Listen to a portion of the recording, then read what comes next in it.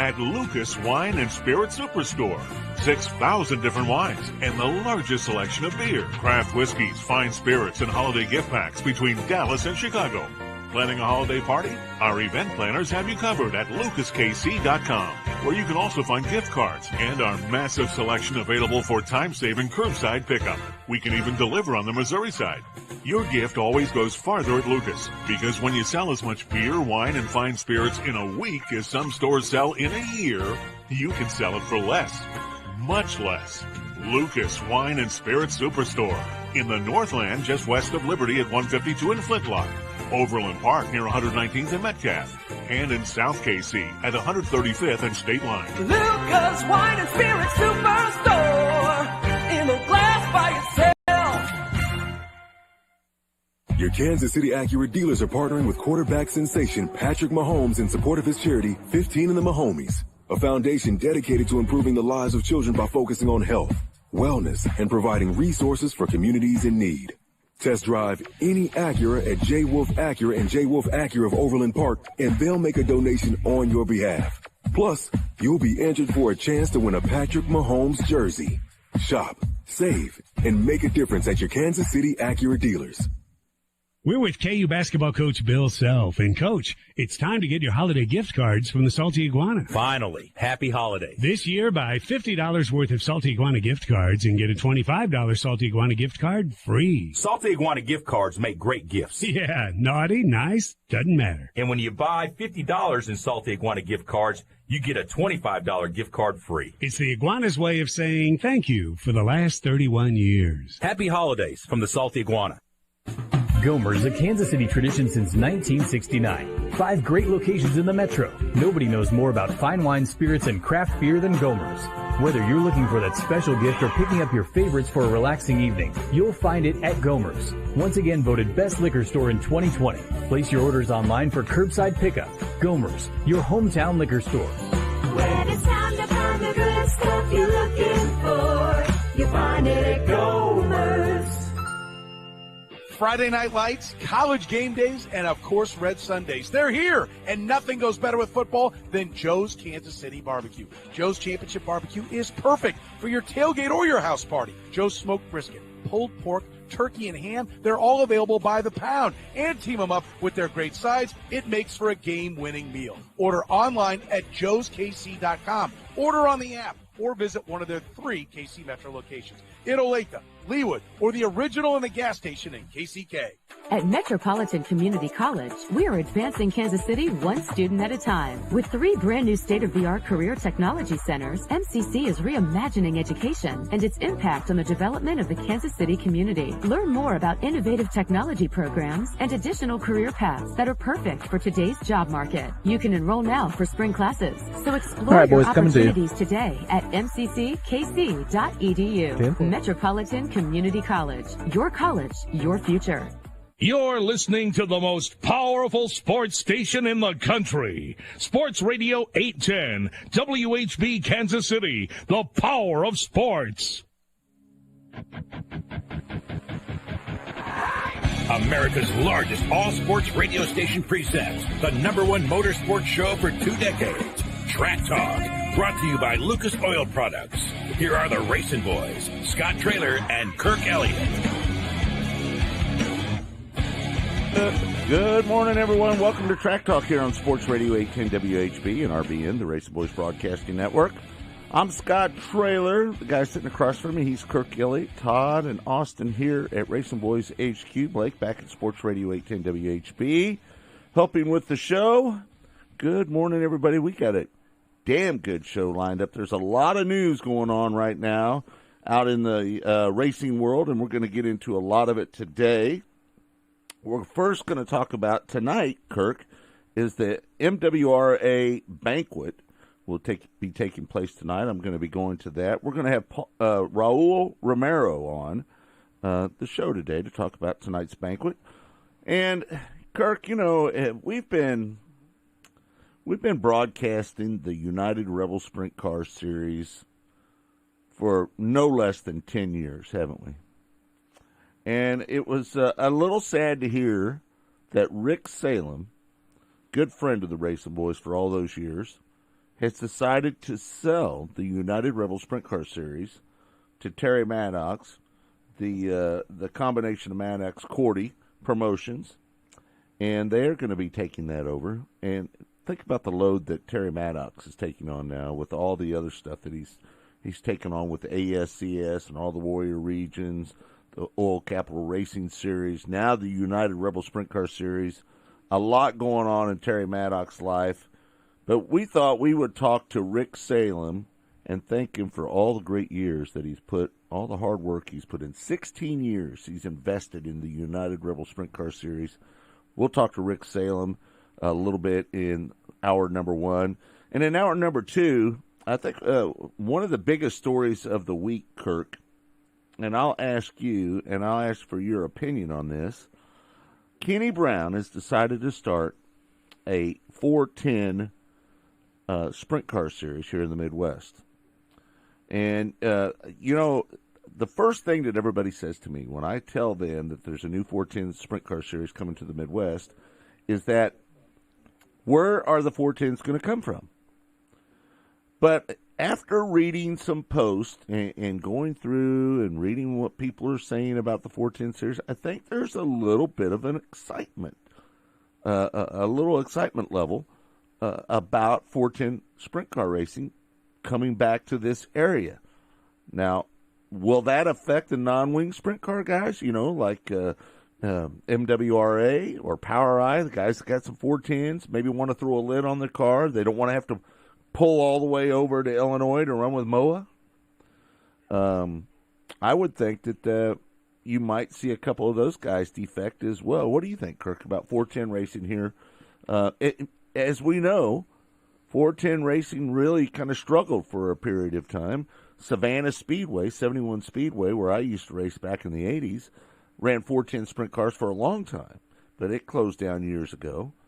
What do you think about 410 racing? Well, I think it's going to be a challenge. I'll be interested to see how it all works out, to build up a car count. How many guys run 410 cars to begin with? You see a lot of them in the area run at Knoxville on a regular basis. I mean, there are some one-off events and series that some of these guys run, but you've got, Knoxville that runs 410 on a regular basis. I just wonder how many cars they're going to get for this series. That would be my question. I mean, I don't know. I would think it's going to be a challenge to get this thing to work. We'll see. You know what? I think that you have to stay with it. Kirk, you and I have talked about it for years. If you're going to get into something, make sure you do it for more than 1 year, right? We've seen classes come along, and you've got to give them some time to get some legs under them. So if you're going to run, I think they said somewhere around 30 races for the PowerI 410 sprint cars. If they're going to do that, they're going to have to stay committed all the way through and then see how it grows over the winter next year and see if it gets a little more legs under it. So I think there's going to be some growing pains in the beginning, though. Yeah, and you're going to have to throw some money at it. I mean, these guys are not going to run for nothing. So, I mean, the purse money is going to have to be where it's attractive for these guys to come want to do this. Mm-hmm. So that's my question. How many cars are you going to get? We'll see how it works out. I'm willing to give anything a shot. If somebody wants to start up something, I'm going to stand back and let's see how it works out.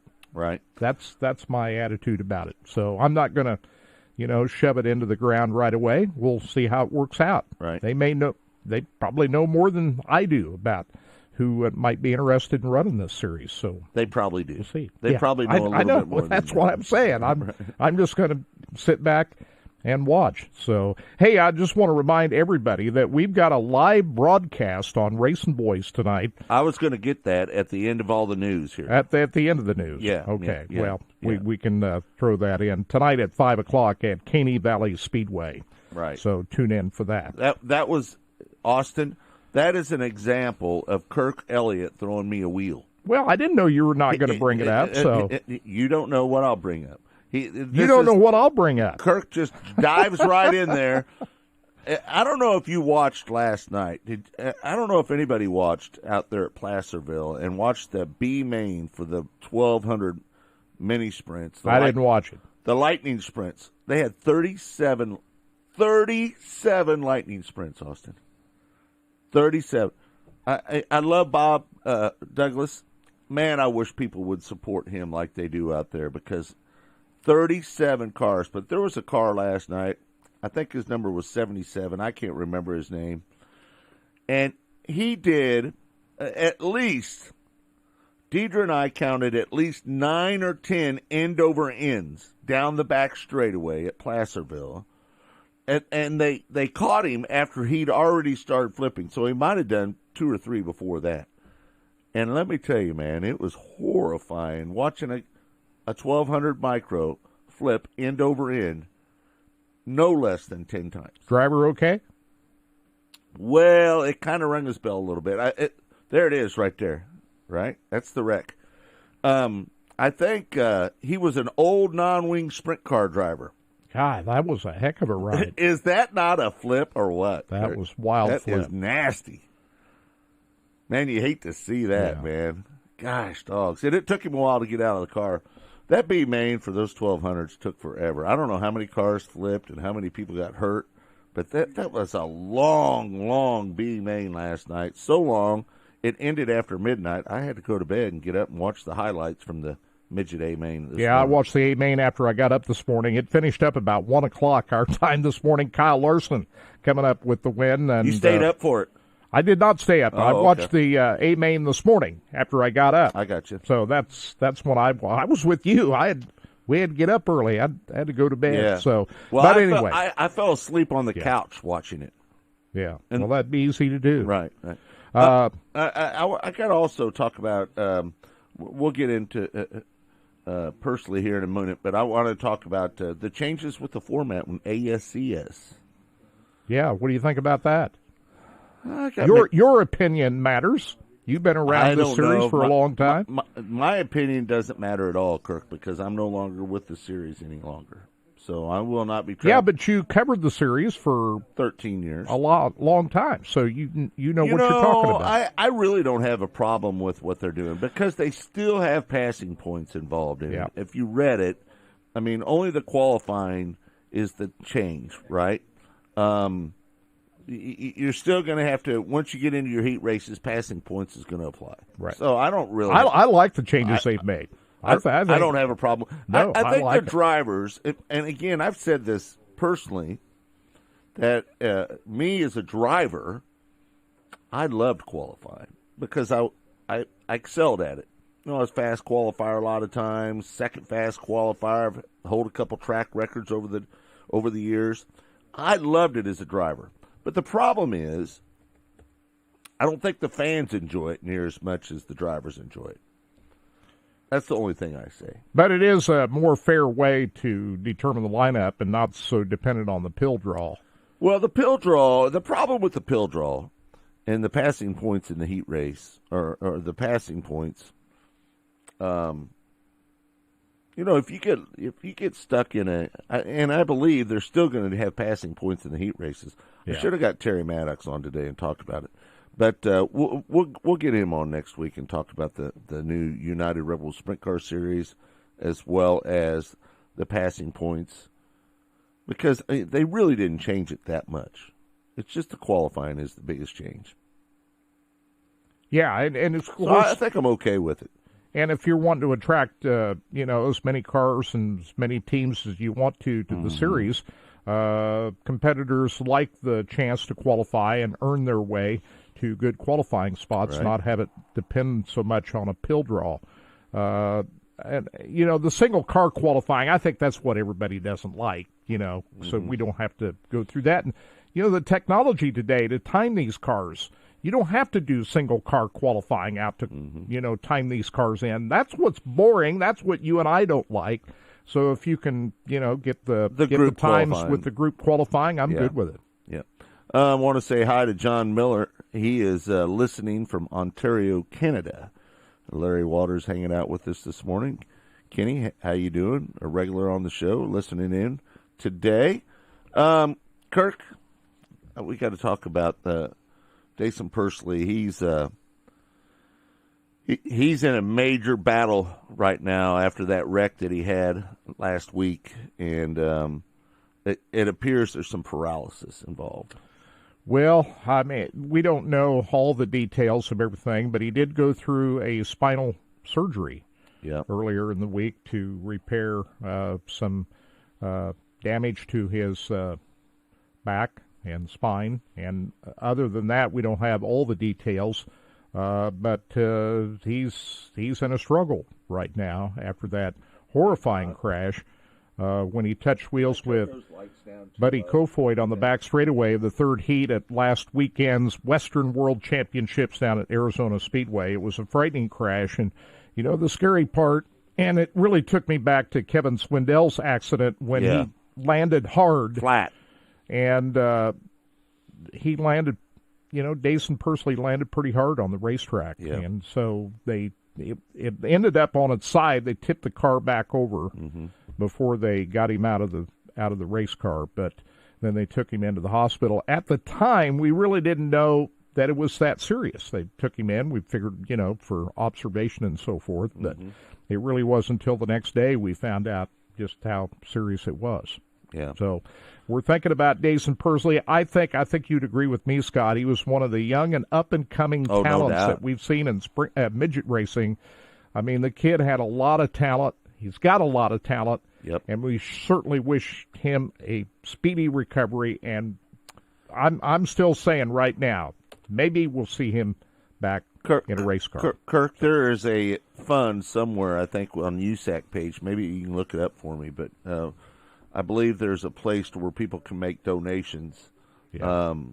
I know I've talked to my friends on the board at Steve King Foundation, and Dason Pursley is definitely on the radar over there. So yeah, everybody's thinking about it. He's a good kid. Everybody likes Dason, and it's a great family.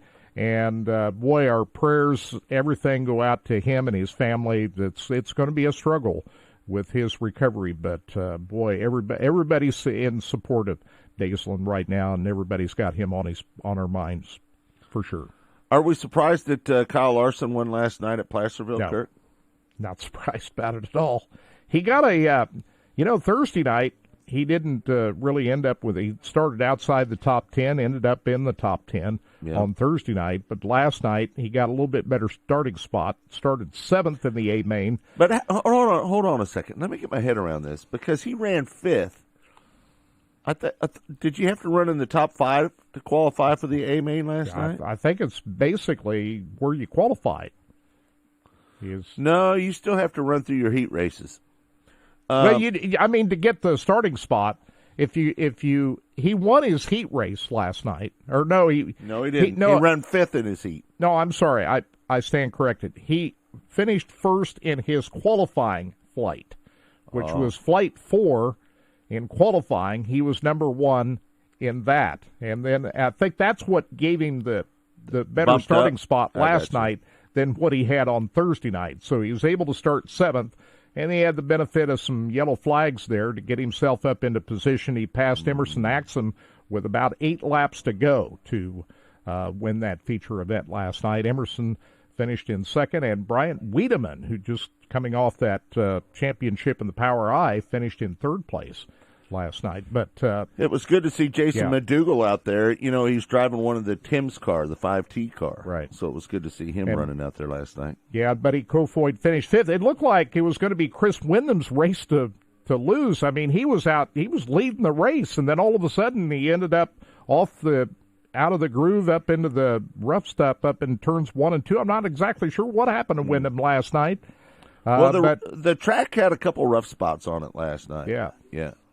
But anyway, this points battle between Wyndham and Buddy Kofoid is back and forth. Wyndham took the lead after he won the Western World last Saturday night, and he still had the lead after earlier this week's race at Bakersfield, and now Buddy Kofoid has taken back over the points lead right now, and we have 4 races left to go. I got you. All right. Tonight at Placerville, you got 2 nights at Merced next week, and then Turkey night to defend the to determine the championship. I can't wait to watch all of them. Yeah, I mean, this title's going right down to the wire. It's going to end. It's going to be decided to Turkey Night, right, a week from tonight. Right. I want to say a big shout out to Gary Clark, former with Dirtworks. They were very good to me back in the day. Helped me out quite a bit with the modified.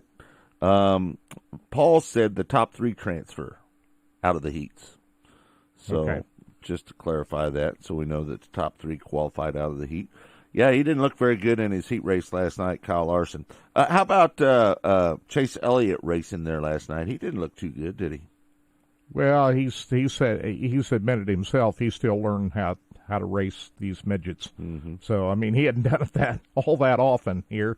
And he said, yeah, this is a different kind of racing than I'm used to. So, And he showed up, he was testing the Cup car at Charlotte on Thursday, and didn't get to the racetrack until after the races on Thursday night. So flew all night, or, all the way across the country from Charlotte after a full day of testing that next-gen car to show up at the racetrack, not in time to race on Thursday night, but he was there last night. So I think Chase he's just out having fun.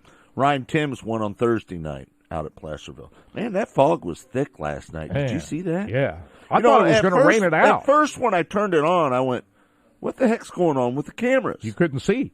The lights were blown out down the back straightaway. It's because of the fog. But then they said, we got a lot of fog setting in here. And, Larson said himself when he crawled out of the race car last night, he said, I'm surprised they even got this in. I mean, it was misty, rain, cold.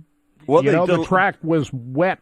That was part of the reason they got a late start was because of weather delay. Right. Yeah. So, anyway, we'll see what happens tonight. There's no qualifying tonight. They're going to run that 100-lap feature, and it's all racing tonight. And it's a points deal with the Hangtown 100. You win an overall championship, which Larson is leading the points right now, and then they've got the 100-lap race tonight. And Larson is the defending winner of the Hangtown 100. So we'll see what happens tonight. How much do you think Flo paid to get on Kyle Larson's car? I have no idea. You think it was a lot? Probably so. I mean, I can't even guess. I don't know. I mean, Flo understands that if Kyle Larson's in the race on their network, that they're going to get a lot of people to view, right? Well, Kyle Larson's brought a lot of viewers to Flo. So do you think that was an investment for the broadcast or an investment in Kyle Larson? An investment in the broadcast, because Kyle Larson brings a lot of viewers to Flo and every other media outlet. He brings a lot of viewers. Kevin Marks says the vortex took care of the fog. Yeah. That was a Darrell Waltrip comment. So, yeah, there might be something to that. I don't know. You never know. Might be. All right, we're going to take a break. We're going to take a break here real quick, and we'll be back here in a moment. We're going to visit with Raul Romero. He is the promoter of the MWRA. Great non-wing sprint car series around this area. That's next, right here on Track Talk, and it's all brought to you by Lucas Oil Products, made in America, sold to the world. We'll be back with more here on Sports Radio 810 in a moment. Stay tuned. Track Talk. As your power steering pump ages, seal leaks may occur, causing the power steering system to lose fluid. Your power steering system may also develop an annoying squeal, and the steering may become more difficult to handle. By using Lucas Power Steering Stop Leak, you will stop the seal leaks, reduce slack in rack and pinion, eliminate the squeals and hard spots in your power steering system. It is guaranteed to stop seal leaks or your money back. Lucas Power Steering Stop Leak. It works. Sporting KC is in the playoffs, and now it's time for a single elimination match again with the Vancouver Whitecaps. Our coverage starts at noon on Sports Radio 810 WHB with special pregame coverage from Children's Mercy Park. Then at 4, you'll hear all the action live when Sporting KC takes on Vancouver on ESPN Kansas City. The winner moves on to the Western Conference semifinals. It all comes down to this. Let's go Sporting. Sports Radio 810 is a proud sponsor of the 32nd Annual Thanksgiving Day 5K Run and Family Stroll presented by T-Mobile. The race takes place at 9 a.m. on the Asperia campus in Overland Park, so you can come out and get your day off to a healthy start before sitting down to Thanksgiving dinner. Each participant will receive a comfortable long-sleeve shirt and touchscreen gloves courtesy of T-Mobile, as well as Krispy Kreme donuts and coffee and hot chocolate from the Roastery. Register you and your family today by visiting ThanksgivingDayRun.org. That's ThanksgivingDayRun.org. Just like Kansas City, Audi Shawnee Mission knows how to win. Come in today to see why Audi Shawnee Mission is rated one of the top dealers in the Central region by Audi of America. Stop in at Audi of Shawnee Mission and experience their brand new state-of-the-art facility. It's easy to get to directly off I-35 in Marion, at the corner of I-35 and 67th Street. Audi of Shawnee Mission is a proud supporter of our hometown team in red. Come see why they are champions too. The Whole Person connects people with disabilities to the resources they need to live independently and enjoy the many opportunities this great city provides. We're focused on creating a fully accessible community where opportunities and choices are not limited by disability. The Whole Person delivers programs and services that enhance the confidence of people with disabilities by providing the skills needed to live, learn, and work in the Kansas City Metro. The Whole Person serves both Missouri and Kansas. Learn more by visiting thewholeperson.org.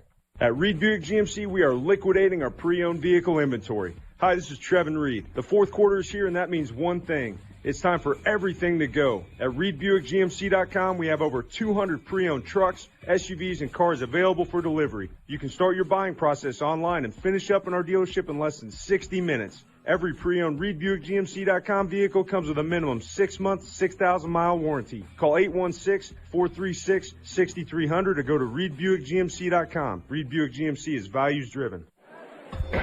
Introducing a team of all pros. Never satisfied, they work hard each day to be the best. They are the Kansas City Chiefs, official healthcare provider. The University of Kansas Health System, your favorite team's favorite team. Passionate about what they do, they keep the Chiefs at their best, and they can keep you at your best. To learn more about the pros that the Chiefs trust, visit kansashealthsystem.com/Chiefs. This is Chad for Shaman's Leewood Total Wellness. Yes, Shaman's Leewood Total Wellness, the place that helped me lose 29 pounds, made my clothes loose, and the place that's given me more energy than I've felt since college. Get off the couch, man, and call or stop by for a free consultation. If you qualify, you'll get $100 off your startup fee when you mention 810. Call 913-227-9150 or visit Shaman's Leewood Total Wellness at 11709 Row in Leewood. Remember, life is better with the feather. Are you losing your hair and feel like you don't know what to do? We are here to help you. Hi, I'm Dr. Spencer Egan with Ascentus Hair Restoration. We can help you get your hair back using state-of-the-art robotic hair transplant technology. At Ascentus Hair Restoration, we care about maintaining the hair you have and replacing the hair you've lost. Book your free consultation for a personalized plan and feel like you again. Call 913-914-5975 or visit kansascityhairtransplant.com. Track Talk.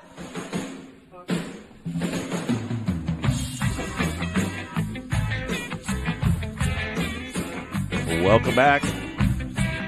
It's Track Talk here on Sports Radio 810 WHB and RBN, the Racing Boys Broadcasting Network. Again, I'm Scott. He's Kirk. We're the Racing Boys. Joining us on the show now is a good friend of the Racing Boys. We love his series, MWRA. Raul Romero joins us now on the show. Raul, how you doing, my friend?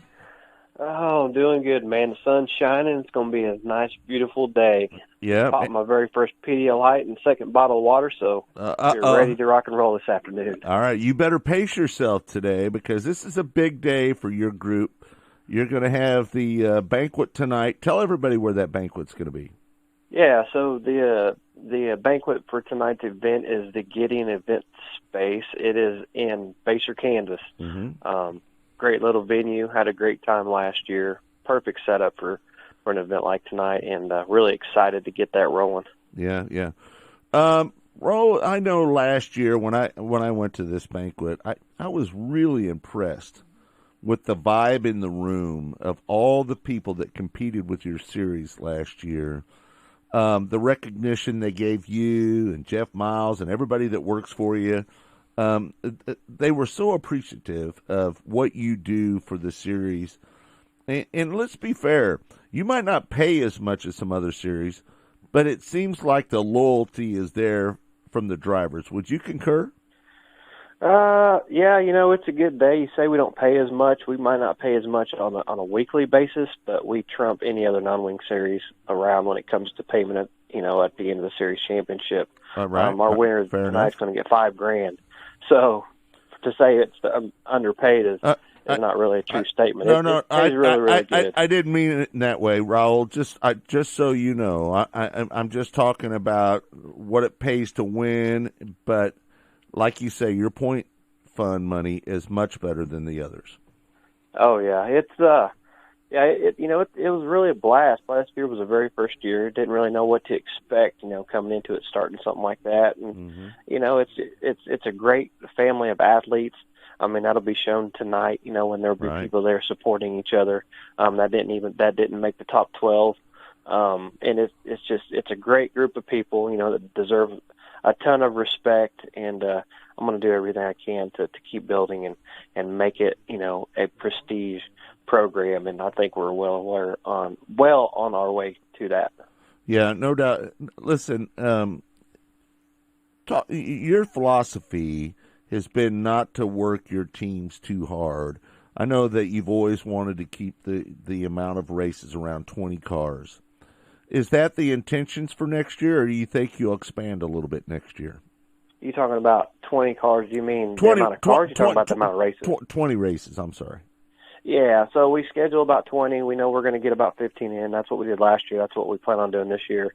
There has to be an equal medium between having enough races and not too many races. I would rather have not as many races and try to sell for 12 to 15 and give everybody the opportunity to go run other series and go travel United States. If they want to go hit an ASCS race in Texas, they can. If they want to go out to Illinois and hit a Power I race, they can. It's not a control factor. It's all about giving options to everybody, but then in the end, giving them a championship that they're extremely proud of and a banquet that they deserve. So that's kind of like the philosophy that we have. It's the philosophy we're going to continue to have. Everybody that volunteers for this thing has full-time jobs. Right. And so fatigue comes as part of that too. We only get so much vacation that we can take off. And so we're very mindful of the athletes as well. And it's a very expensive sport. As you can tell, fuel prices went up. Tires were a little shaky last year. So we keep all those aspects in thought and process, and we will never go to, a 30-40 race deal. We are a regional series, and we respect that. Yeah, and I know that you pay a lot of attention to other people's schedules, and your full intention is try not to book on top of other sanctioning bodies because you want the most amount of cars for yourself, right? Well, it just doesn't do anybody any good, man. You don't. Right. Like I said, this is a group of family. This is a family. There's only so many of them around, and they race together and they're each other's friends and stuff. And I think it's very unfair when a promoter comes in and intentionally schedules something over top of another series, and doesn't even attempt to work with that person. I think it's an insult to the racers as well as the tracks. I've said all the time, it takes three elements. It takes the racers, it takes the track, and it takes the fans. And when you split a field like that, I mean, it's detrimental to the sport. And as many issues as we have these days of trying to keep tracks open and the fuel costs and tire costs and maintenance costs and car costs, I mean, we can't do that as an overall thing. So hopefully in the future everybody works together and looks at the bigger picture of the sport, so. Well, it's the only people that lose on a deal like that is the fans, right? Right, absolutely. It does. We had a really good fan base. Last year was really good. This year was unbelievable. The fan base, the stands were great. Really good following, and it isn't fair to them to not be able to see everybody that they want to see, and they have to choose between whether they're going to go south or they're going to go north. It's not fair. And then when you have one right next to each other, that's even more devastating. So hopefully promoters don't do that. I've reached out to Nathan Moore, ASCS down south, and we're going to try to do some stuff together. And I'm really trying to, keep everybody open-minded to the fact that let's have quality shows and give each other opportunities, and let's work together, not against each other. Would you like to work? Have you ever? And I think I know the answer to this question, but Would you have a conversation with Kenny Brown about trying to work with each other? Would that be something that you would agree to do and try to work with and make it stronger for everybody? Would you do that? Yeah, that'd be fair to say. Kenny Brown was my initial call 2 years ago when I started this thing, and it just went south. He didn't show me respect. He pretty much told me I was wasting his time, and that's fine. But it's the bigger picture, man. It isn't the egos. It isn't about who has what. It's about what are we doing for the sport. And so with that being said, I'm open-minded, and I will talk to anybody at any time about the sport, because I really care about the sport and the people that run it. So, yeah, there is no enemies whenever it comes to bettering the sport. Raul Romero joining us from the USAC Midwest Wingless Racing Association Sprint Car, the banquet being held tonight. And, Raul, you put us on a project this week that I thoroughly enjoyed, because it was putting together a highlight package of the 2021 season for your banquet tonight. But I had a great time reliving all of the great races you had this year. Man, what a season. Corey Schutte wins the championship over Wesley Smith.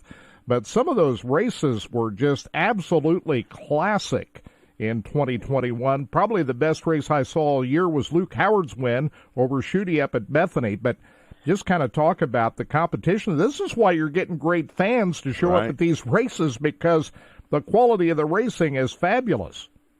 Yeah, it's been unbelievable this year. We've had 8 different winners, which is just unbelievable. Eight different winners in 15 races, I believe it is. And to see Xavier Doney get his first win this year, see Luke Howard get his first win this year. I mean, just so many different guys getting wins this year, and it's not you don't just have the same person coming in there and winning every single week. I mean, these guys are battling for the win. They are deserved wins.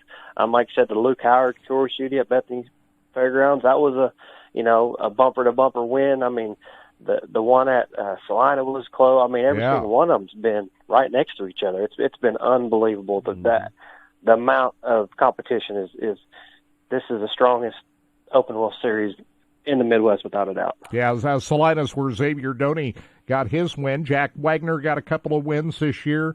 It's kind of surprising. Wyatt Burks just won that one race at US 36 Raceway. I was surprised he didn't step up and win more.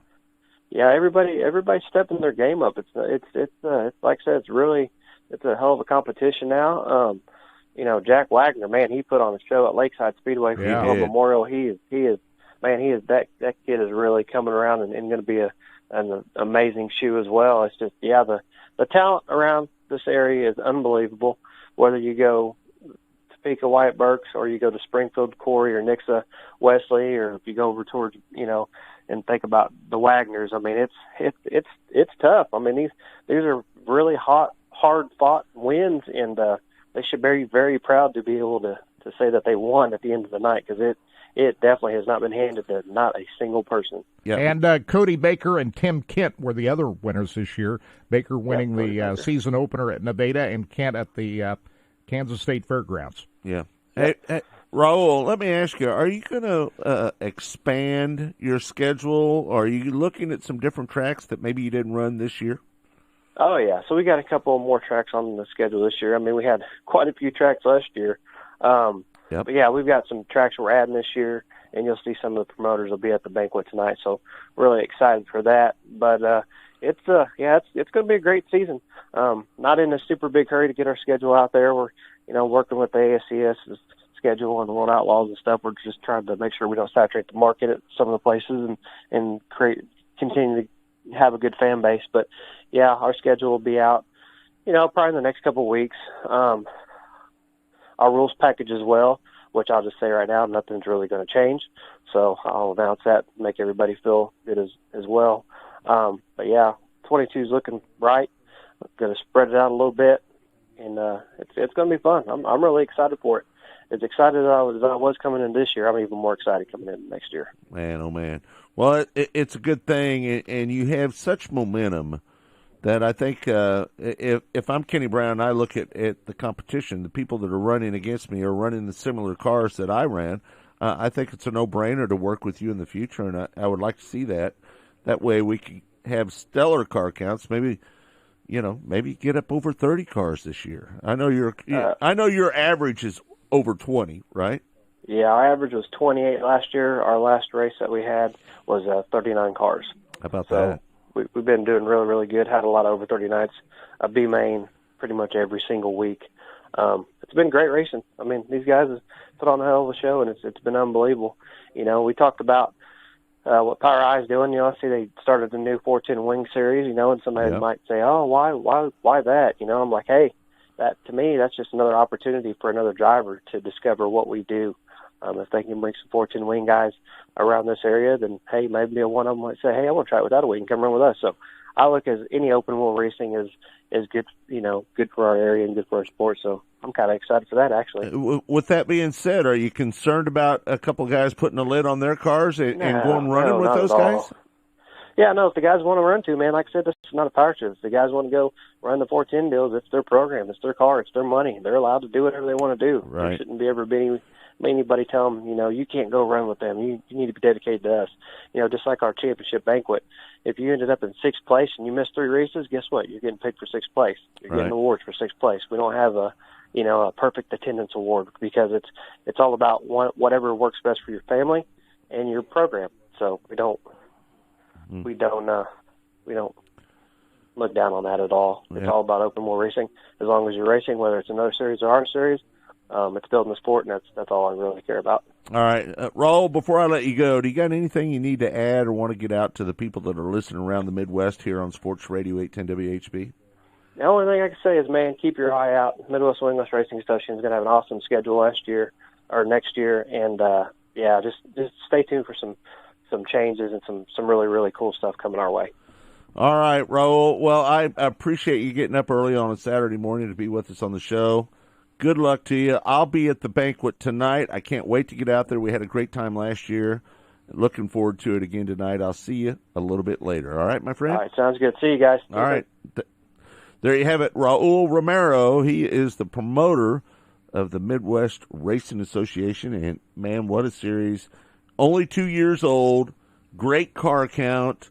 A lot of people support Raul. They believe in him. They love his effort. They love his enthusiasm. And that's why he's successful at what he does. Well, I'm a longtime non-wing sprint car fan from way back, and I'm turning into a full-time race fan. That's what I'm going to be doing. Right. I'm gonna show up at a lot of his races because why? It's great racing. The action is. It really fantastic. is. Yeah. It really is. Yeah. I mean, we're not saying that just because we had Roll On and we did a lot of the races. I'm saying it's a great product. All you have to do is go to his races, and you will see that the product is excellent. Right? Yeah, absolutely. Yep. All right. Well, we're going to take a break. When we come back, unfortunately, we're going to be talking to Rick Salem. Rick Salem has chose to sell the United Rebel Sprint Car Series to Maddox Corby Promotions, and it was kind of a sad day when we heard the word that Rick was. Yeah, but I think it's a a great day. You know, we should congratulate Rick Salem for having the opportunity to, and he's up there in the age where he kind of wants to retire and do other things. But the United Rebel Sprint Series will live on, and that's the good news, and that's what he should be congratulated for. No, I agree. Is that he built up the series to where he can leave it, and it'll live on. All right, so we're going to take a break. When we come back, Rick Salem's going to join us. We'll talk about the sale of the United Rebel Sprint Car Series. It's all right here on Track Talk. Track Talk is brought to you by Lucas Oil Products, made in America, sold to the world. We'll be back with more here on Sports Radio 810 WHB in a moment. Stay tuned.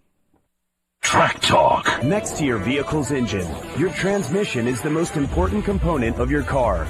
If it's not properly maintained, your car may not shift properly. By adding Lucas Transmission Fix to your transmission, it cleans and lubricates sticking valves for proper shifting, renews worn bands to stop slipping, stops seal leaks, will not void new car warranties, contains no harmful solvents. Lucas Transmission Fix. It works.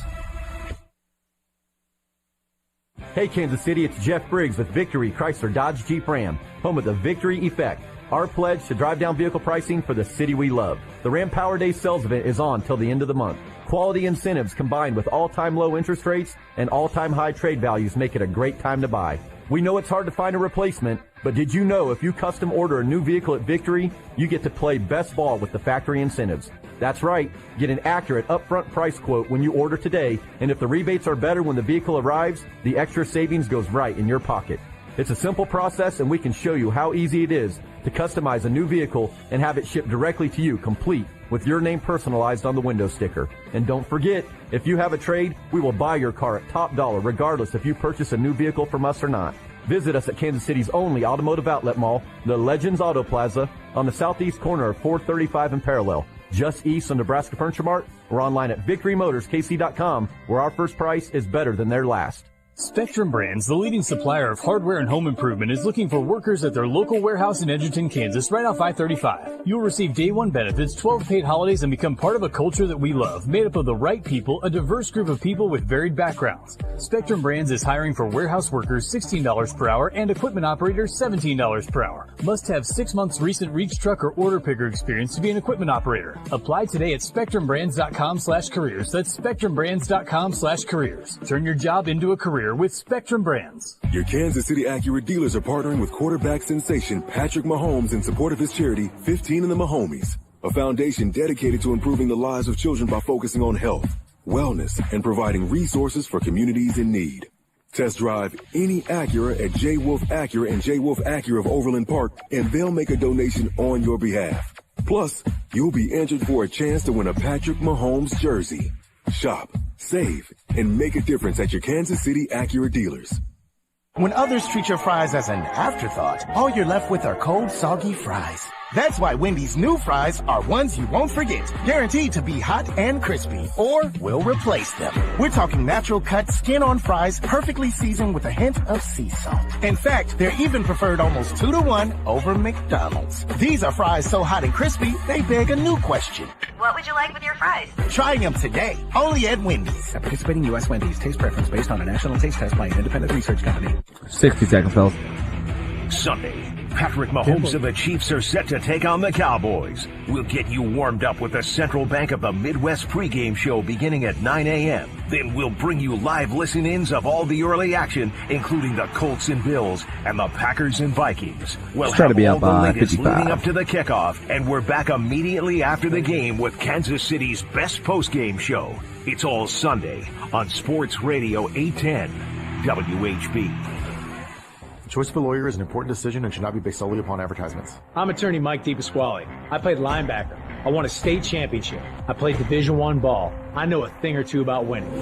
A winning attitude starts with confidence. My law firm is so confident in what we do that if we take your injury case and we don't win, you don't pay us a dime. So if you've been hurt, call me. My team wants to win for you. I've got this. Mike's got this. All you need to know. 816-888-7500. Mike's got this.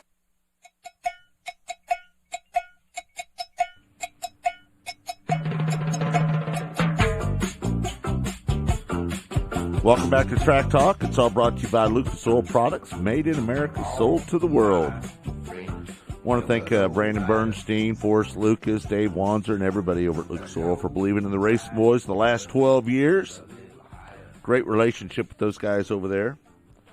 And we've had a great relationship with our next guest. He's been part of our broadcasting network since the beginning. In fact, Kirk, I'm not so sure. Wasn't the Rebel Series the first broadcast that we ever did? Was it? I believe that's correct. I believe it was. And joining us now is the man that has sold the United Rebel Sprint Car Series, but he's still going to be a big part of it in the first year with the new owners. Rick Salem joins us now. Rick, how you doing, my friend? Pretty good, Scott. How are you and Kirk today? Hey, congratulations. Yeah, Rick, we're happy for you. I know that anytime that you've invested, and listen, I'm dealing with the same thing, right? I ran up and down the road with the Lucas Oil ASCS National Tour for 13 years. Stepping away was one of the hardest things I've ever done. I'm sure you have to feel the same right now. This is your baby, the Rebel Series. Tell us how it all came down, and tell us, are you having a little bit of remorse yet? I don't know. I've got mixed feelings about it, but, I'm getting up there in age, and Diane, my partner that's helped me with this series for so long, she just turned 75, and she just can't physically do it anymore. Yeah. And it just, the offer came up, and it was a deal that I thought maybe I should take. My first priority was to ensure that the series continued to prosper and grow. And I believe Terry and Kerry, I couldn't pick anybody any better, I don't believe, to ensure that the series stays healthy and continues. But I don't know. I'm going to stay on for a year and at least see how long I can do it, and we'll go from there. Well, sure didn't get enough to retire on, but I'll probably try and find something in the motorsports sprint car industry somewhere. Well, you'll be needed. A lot of people would love to have your assistance, no matter what series it is. We hope that you stay with the United Rebel Sprint Car Series. You know, you talked about Terry and Kerry a little bit, the Maddox Corby Promotions combination. Those two have really done a lot here in the last few years, and you got to feel really comfortable knowing that those guys are really open wheel guys. I mean, they're vested, right? They've got the Oil Capital Racing Series. Terry's just purchased ASCS. Now they've got the United Rebel Sprint Car Series. You got to feel like you're really in good hands when you handed that off to those two guys. I really do. I mean, like I said, my priority was to continue to grow, and when the offer came up, I felt like, you know, I couldn't find anybody better, I don't think, to bring more to the table for my racers and my fans than, I mean, there's another level it can go to, and I think these guys can do it. Yeah, that's really what it's all about, isn't it, Rick? I mean, you want to walk away and know that the series you put your blood, sweat, and tears in will live on long after you're gone. That's the whole goal, isn't it? The legacy will live on. That's exactly. I mean, my first concern was for my racers that have supported me all the years and the fans, and I think, like I said, the offer came up, and it was just a time to consider that, and I think I made the right decision, really. Yeah. Rick, but it's never an easy decision when you've put all that time and effort and blood, sweat, and tears and money. And I mean, have you been thinking about this for a while? How many years have you been thinking about, all right, I've got to find an out plan? I'm sure this has been on your mind for a little bit, hasn't it? Yeah, it has for the last couple of years, 2 or 3 years. You know, it's just, like I said, I'm getting up in age. I'm still physically fine, but, you know, a lot of it was the fact that Diane couldn't help anymore, and I can find somebody else probably to do her job, but with me getting up there in age and into this deal, put my life into it. Well, hold on. Let me just say this. You're kind of like me, Rick. It's like my partner, Kirk Elliott. Well, we're all in the same boat. Kirk Elliott's going to leave at the end of next summer. He's going to help me get this podcast up and running. He's agreed to help me do that. But it's kind of like me. You know, my choice of getting off the road had a lot to do with Kirk Elliott not being a part of Racing Boys. You know, when you lose somebody that's such a key component to your organization and to what you do and how you operate and all the things that Kirk does for me, it's going to be terrible to try to replace him. If you can replace him, I don't think you can even replace a person like Kirk Elliott, and you're in the same boat as I. Yeah, we're all about the same age, so I mean that's so I understand what you're going through, Rick. It's hard to, you know, make that transition. That is for sure. But you know, I wanted to talk to you about where we're at with 305 Racing. You're one of the pioneers of building this type of racing up. And where are we at in 2021 heading into 2022 of 305 Wing Sprint Car Racing? You know, you're right. 16 years ago, everybody thought I was a fool. I got all the racers, but I've seen the need for something more affordable.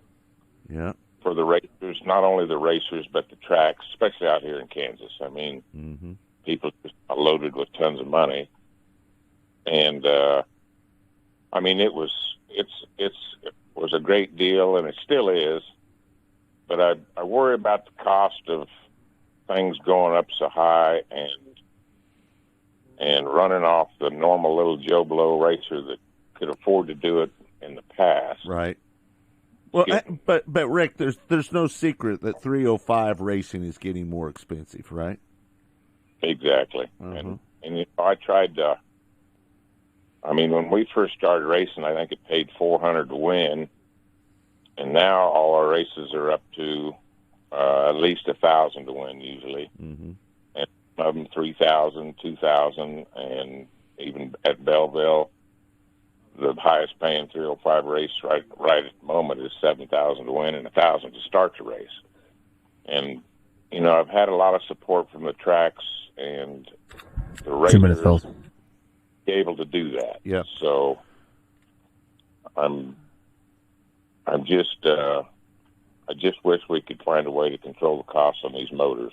Let me ask you this, Rick, and I've only got 2 minutes here, about 90 seconds to go till the end of the show, so I need a quick answer out of you. Did you feel at some point that there was a little pressure on you to go IMCA and go with the standard 5x5 wing? You were on the 16 square wing. Did you feel pressure to go in that direction at some point? Oh, I did. I mean, I was being surrounded by the big wing and the IMCA favor deal, and it was a hard decision to make, and I don't particularly like the big wing on the 305s. I thought the little wing made a whole lot better racing for the deal, but it is what it is, and just to keep the series healthy and the racers happy, I was about forced to do that. Yeah. But before I leave, I want to thank you and Kirk both for all you've done for the series.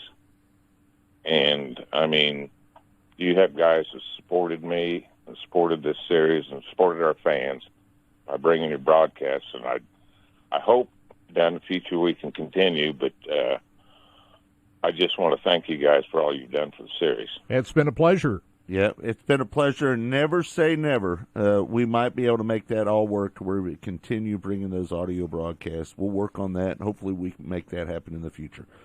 Rick, thanks so much. Congratulations on the sale of the Rebel Series, and I'm sure we'll be talking to you down the road on the new show, Mostly Motorsports. Thanks for taking the time this morning, buddy. We appreciate you. I appreciate you guys calling me. I appreciate everything you've done. So you guys have a good day, and have a good radio and whatever whatever you like brings your way. If you find a job for you, job for me, hit me up. All right, Rick. All right, Rick. Thanks a lot, Rick. Thanks. All right, hour number 2 coming up. Don't forget, Mostly Motorsports is going to debut January 10th from the Chili Bowl. I'll be down there. We'll have a lot of great guests. Hour number 2 is coming up. Kenny Brown is going to be talking about his new 410 Sprint Car Series that he's bringing to the Midwest. We'll talk about that. We might even try to reach out to Ryan Timms and give him a surprise call here a little bit later. He won on Thursday night out of Placerville. For Kirk Elliott, I'm Scott Traylor with Todd and Austin. Blake back at Sports Radio 810. Thanks for tuning in. We'll see you right around the corner. Hour number 2.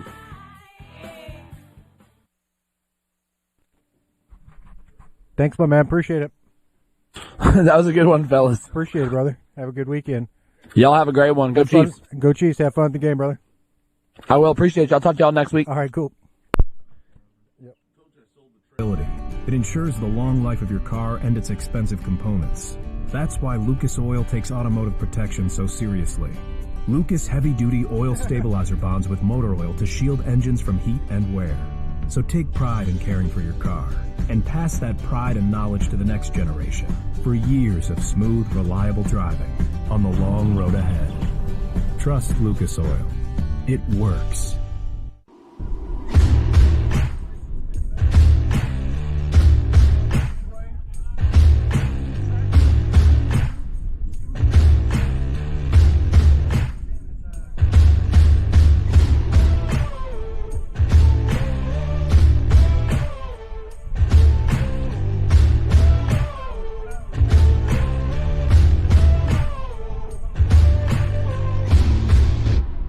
One of the main reasons for poor vehicle performance is a dirty fuel system. It can cause decreased fuel economy and actually do harm to your engine over time. By adding Lucas Fuel Treatment to your vehicle, it cleans and lubricates the entire fuel system, pump, carburetors, fuel injectors, and valves as you drive. It also improves your vehicle's performance. It's a non-solvent product designed to protect both gasoline and diesel engines. Lucas Fuel Treatment. It works.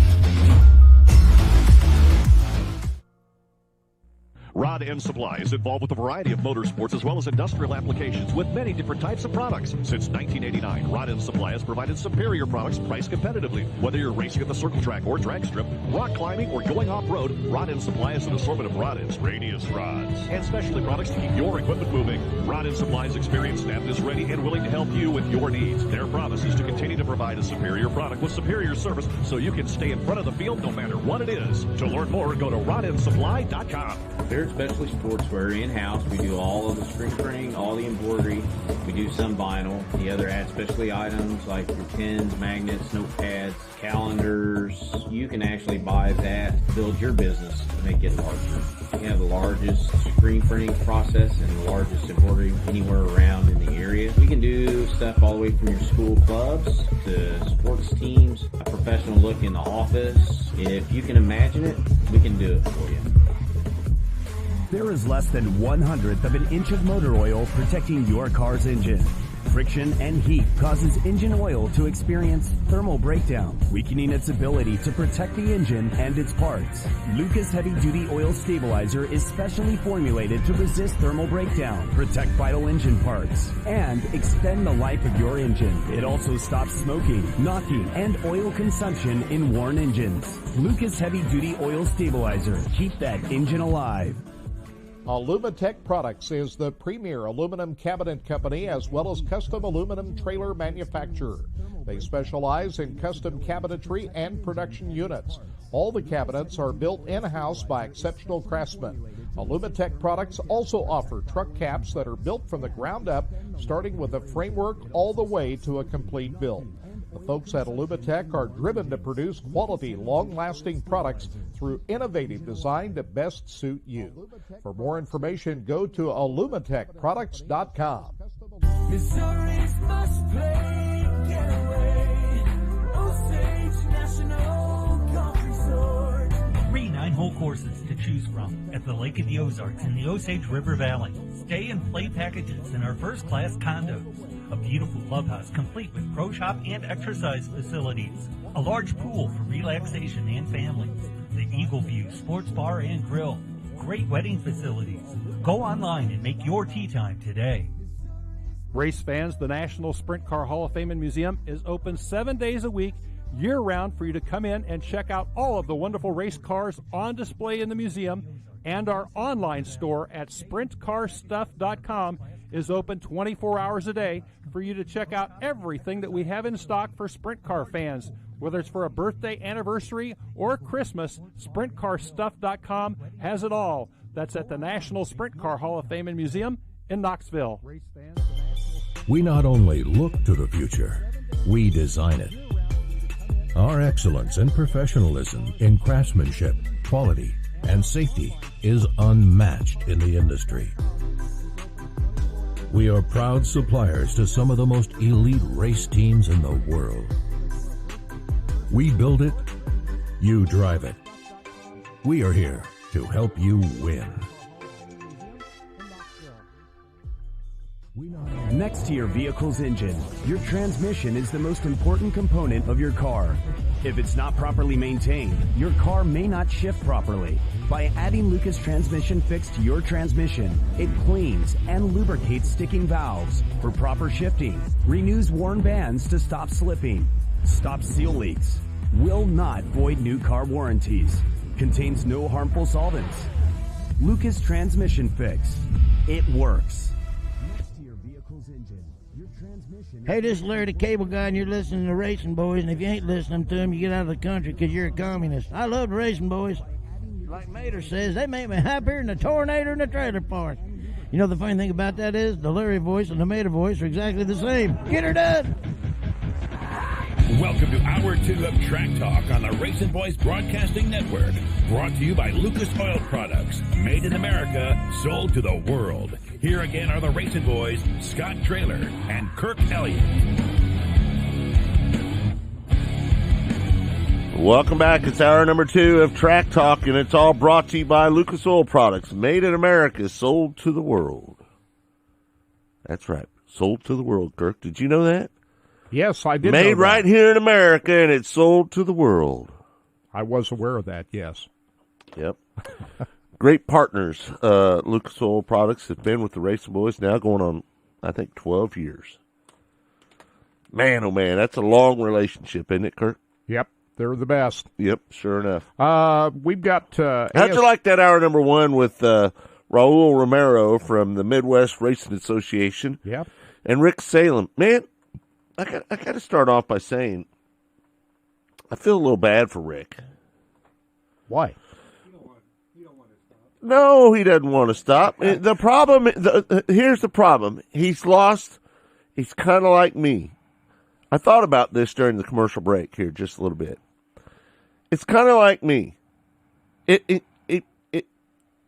taking a little bit of the fun out of doing what I'm doing, knowing that Kirk's leaving. Right? I am when I look over here like this in the future on Mostly Motorsports, you're not going to be there. And that's I'm not going to take much pleasure in that. Just to be honest with you. So I really understand where Rick's coming from. I think a lot of it has to do with his wife that was he been said his partner for a long time. He said he's not physically able to do it anymore. It wasn't his wife, Kirk.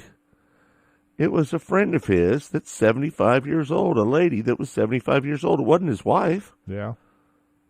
Where'd you get wife out of that? Oh, I thought, okay. I stand corrected. He never said wife, did he? I don't think so. I think he talked about him. Did he say wife, Austin? He talked about maybe him and his wife doing something later, but that was... Right, don't get him in any trouble here now, Kirk, talking about his wife. But... yeah, so I got that same feeling. You can hear it in his voice. It's he didn't want to give up. But it's tough. You know as well as I do. It's tough to move on to the next. You know what's tough? Getting frickin' old. That's what's tough. You ain't kidding me, man. I've had appointments all week Todd, long. How old are you? 53, man. And I'm 10 years ahead of you, bud. I want to talk to you in 10 years. Austin has no idea. No idea how bad it's going to be. How old are you, Austin?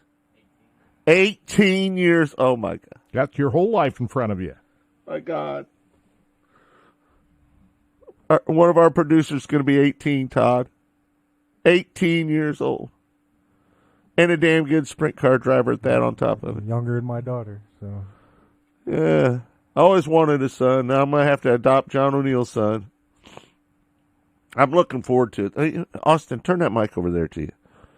Aren't you looking forward to Mostly Motorsports, bud? I am. Huh? I mean, seriously.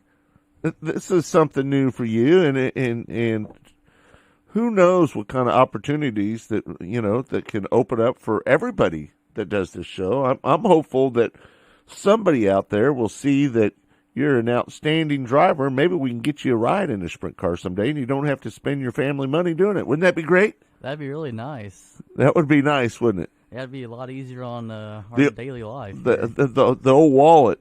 Mom and Dad wouldn't be so stressed out all the time. You can bring his up he's a little soft-spoken there, Todd.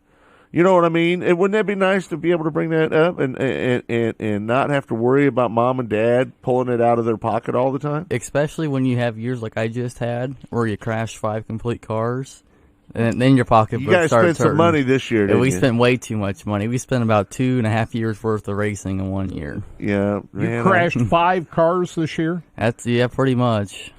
Now 2 complete cars and parts to make up 3 more cars. Now, did you junk out a frame this year? I did. Uh-huh.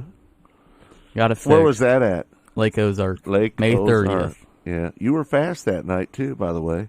Somewhat fast. Weren't you running near the top 5 that night? Yeah, I think I won the heat race, tried something in the dash, started like 8th, and 3 or 4 cars flipped in front of us on, the 5 tries of the race they had. Right. And I was flipped 6. So I made half a lap. Half a lap. We had new tires on it. They were Don't still you hate it when still that brand happens, new. Man? Darn it. Well, anyway, so we're looking forward to Mostly Motorsports. Again, that's going to debut January 10th, Monday, at 11 a.m. at the Chili Bowl Midget Nationals. Can't wait. It's going to be a lot of fun. It's all brought to you by Lucas Oil Products, again, made in America, sold to the world. Want to thank them for coming on board with the new show as well. Kenny Brown's going to join us here in just a few minutes. Are we going to talk to Lee today? No. We're giving Lee the day off. Lee is in Hawaii. Yeah, we don't want to wake her up early in the morning in Hawaii. She's probably doing yoga as we speak right now. Wouldn't you think? No, 5 o'clock in the morning, she's probably still She's asleep. probably getting ready to get up to do her yoga. Yeah, I'd say she could be yoga. At 5 o'clock in the morning? 6 o'clock. Well, that's when people do that, Kirk. Yeah. Don't you know that? Yeah, but not Especially when you're on vacation. When you're on the beach in Hawaii and you're a yoga person, you do. You Yeah. you go down to the beach and there's quiet and Kirk doesn't know a thing about yoga. and you get into your zen and you Zen out, and man. you zen out and Right. you let those waves just crash and the sounds take you away. I'd love to go to Hawaii Me too. someday. Check that out. Hey, I want to remind everybody we've got a race tonight on Racing Boys. It is the season finale for the American Bank of Oklahoma ASCS Sooner region, presented by Smiley's Racing Products, tonight at Caney Valley Speedway. Starts early. Gates open at 2, hot laps at 4:30, races at 5. So if you're in the Caney, Kansas area, be a good night of racing. They've got factory stocks, pure stocks, and tuners on the card down there tonight. We'll have it live on Racing Boys. Start time 5 o'clock, so tune in for that. Hey, Todd, run upstairs and grab my laptop off the dining room table for me, would you, man? Your laptop died on you? It just disconnects from the internet sometimes. You're still connected. It is? Yes, sir. Huh. I don't know what the heck's going on. This computer's been acting up, though. I know that. Me and Kirk have had some issues with it here in the last few days. So. Well, I guess I'm lucky. My computer's still hooked up to the internet. So what can I tell you? We got 2 different internets coming in here, too. So maybe I'm not on the same one you're on. But that computer you got there is old. So well, not been able to update my that thing computers forever. that they've been running up and down the road forever. You know. Yeah. It's hard to keep them fresh when you do what we do to them. Well, that's true.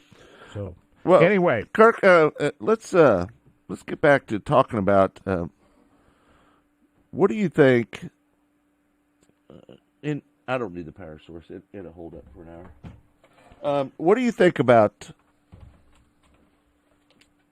How many cars do you think that Kenny Brown Series is going to get? I don't know. If they get a dozen cars a night, that's what I'm thinking. Oh, he might get more than that. There's some guys, to be brutally honest with you, I've talked to several people, and there's a lot of guys that want to go 410 racing. I'm just not sure there's many people out there that can afford to go 410 racing. Is that because the cost of going 360 racing has caught up with the 410? Find that hard to believe, but that would be the only reason that I could come up with of why you would see a lot of guys come over from 360 racing to go 410 racing. It's getting closer, right? I mean, I'm not gonna sit here and deny that 360 racing is cheap. I mean, I'll go back to it back in the day, right? When the Ford motor came into the sport, the cost of 360 sprint car racing went up. Because at the time, you could buy a brand new 360 motor for about $45,000. $45,000 you could purchase one for. But when that Ford come in, those motors went up to about $55,000. So the next thing you know, the motors, the Chevrolet motors, those engine builders started charging more. Now, I don't know if they started doing more to the cylinder heads or whatever to get caught up with the Ford, but the Ford was superior to the Chevrolets. The Fords were definitely superior to the Chevrolets. They'd get up off the corner better. They had more torque.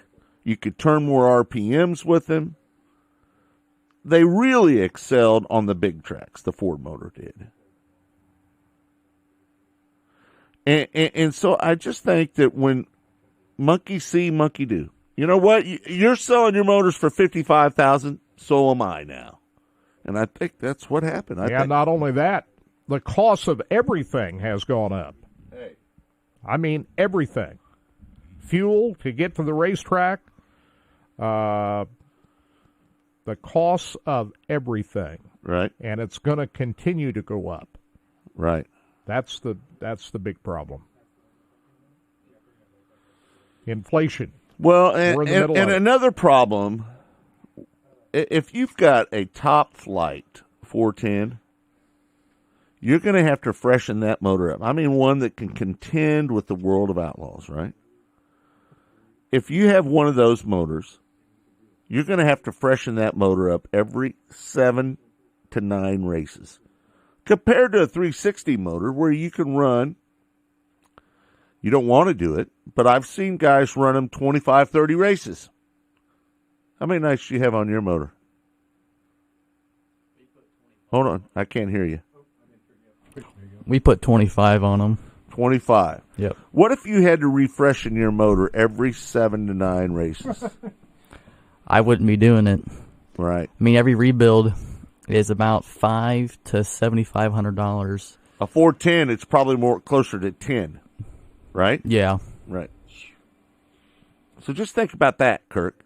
Yeah, the other big challenge right now is getting your hands on parts.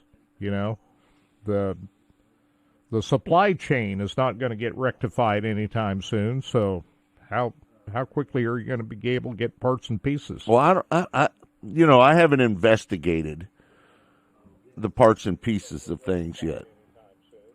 I haven't checked into that yet. I'm sure, Austin, when you talk to your engine builder, do they talk about having an issue getting parts right now? Yeah, last year, especially I had a hard time trying to get pistons for my motor. Actually had to borrow a motor to start the season. I haven't heard what this season and this winter's rebuild's going to look like for parts. I plan on going down there tomorrow, so I might have an update for you guys next week. Right. But if it's the same track it's been on all summer, it's going to be a rough winter. Yeah. Right. Paul wants to know, do you do the broadcast from your home, Scott? Yes. This studio is a studio that that camera is out of focus. You know, there's a focus ring on it on the no, not that one. Your camera. Yeah, we do it from my house, no doubt. We've got a really nice studio down here, state of the art. It's got all the whistles and bells that you would have in any other studio, all the lights, the cameras, everything that you need. We've got professional streaming computers. Our friends built from Dirt Vision. We've got 3 of those streaming computers, and we've got the switcher and mixers and all the things that you need to have a nice studio. Kirk, there was a time when we worked out of Sports Radio 810's old building. Yeah. And that building, well, let me just tell you, folks, that building turned into crap. And it was in a pretty bad neighborhood. And when Kirk and I had a drive-by right in front of the studio one day, that's when we started thinking about, you know what, maybe we need to move out of this neighborhood. But the expenses were great. Oh, the rent was free. Fabulous. It was free. Yeah. We appreciate Chad Boger and all the folks over at Union Broadcasting for allowing us to work out of there as long as we did. But the mold got us more than anything. Right. We So had to then move we out. moved into a. God, I hate even telling people A duplex. this. We moved into a townhome. Townhome. And we made a bedroom. Yeah, it really wasn't a duplex. It was a townhome. It was a townhome. And we made a bedroom. Yep. Our second studio was a bedroom. That was from 2016 to Had 2020. curtains hung up all around the walls, Yeah. had some lights. It was kind of a shaky deal. Worked out there about, 3.5 years? Yeah, something like that? Something like that. Yeah, that was good, but this is so much better. Well, where we're at today. We've got about 1,200 square feet where we're in now. We're not in we're not in a bedroom.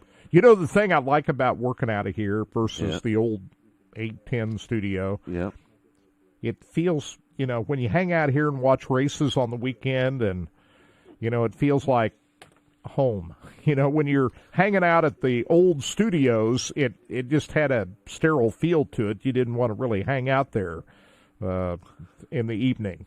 Yeah. Here, you're in, this is more of a homey atmosphere. It just feels comfortable. But it seemed like when we know? were at the old 810 studio that we were there together more because we had our offices and we were there, and it seemed like we were together more often. Well, that could be. Yeah. But well, it was only how many minutes from your house? Well, I spent more time here while you were out on the road. You'd be gone for weeks on end out on the road. I spent more time over here while you were gone than Kirk's when probably you were been in around. my house more than I've been in my house. Well, probably not at this point, but there for this at the start, that's probably true. And this set that you see right here, this is out of the old Sports Radio 810 studio. Right. It is the original set. This is it. The desk is the original Sports Radio 810 at the old Union Broadcasting studios. The people that have broadcasted at this table right here is unbelievable. Yep. The names and the people. It's, the who's who of sports. George Brett. We've had a lot of Chiefs football players do shows here. Kevin Kiesman, Soren Petro, The Morning Show, the Border Patrol, they did their show at this table. I mean, a lot of people have done their show. Jason Whitlock did it from this table. Yep. Yeah, a lot of different people. I think you've had we've talked about some of the politicians that actually sat at that table back that were doing the show over there. I can't remember who it was. We can't remember which politician it was. Somebody was running for state. I'm sure it was a mayor. Who was that country singer that we had on out at Kansas City? Oh, yeah. Kurt got a picture of him with him. Cole Swindell. Cole Swindell. Is he big now? I don't know. Kurt? Is he big, Kurt? He was probably he was really big at the time. Yeah, he was. He had a big hit. He was big NASCAR fan. Yep. Yeah. The biggest interview maybe that we've ever done was Gene Simmons, though. Yeah. I mean, he's the biggest rock star that we've ever done. I have never in my life been in the presence of anyone that gave the aura and the feel that Gene Simmons gave off while sitting there next to interviewing him. I've never felt that before. Dude in my has life. some funky hair, though. He man. had he had this energy and this vibe around me that I've never felt before. Yeah. Paul Nelson says they're excited for Skagit Speedway to go 410 racing again. Let me ask you this, And Paul. we'll see how that works out. Paul, let me ask you. How many 410s do you think Skagit's going to get? That's what I want to know. They won't get as many for the Dirt Cup as they did with the 360 cars. Yeah. But that's just my guess. We'll see how it works out. I mean, the trend here seems like more 410 racing, that we're heading back to more of that, not less. And is that because we've got more 410 sprint cars out there? I don't know.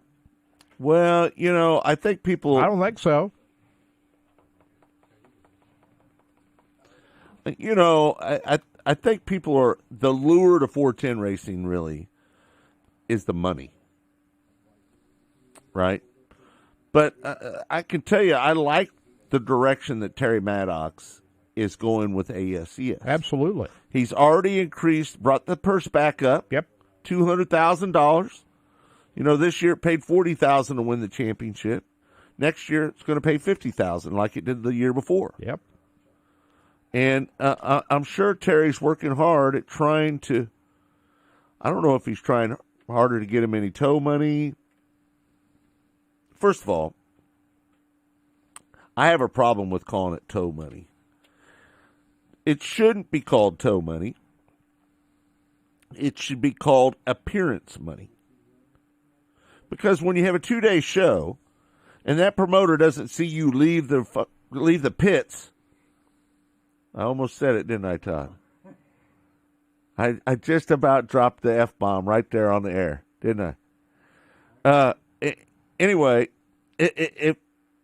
I'm just saying. I don't know, Kirk.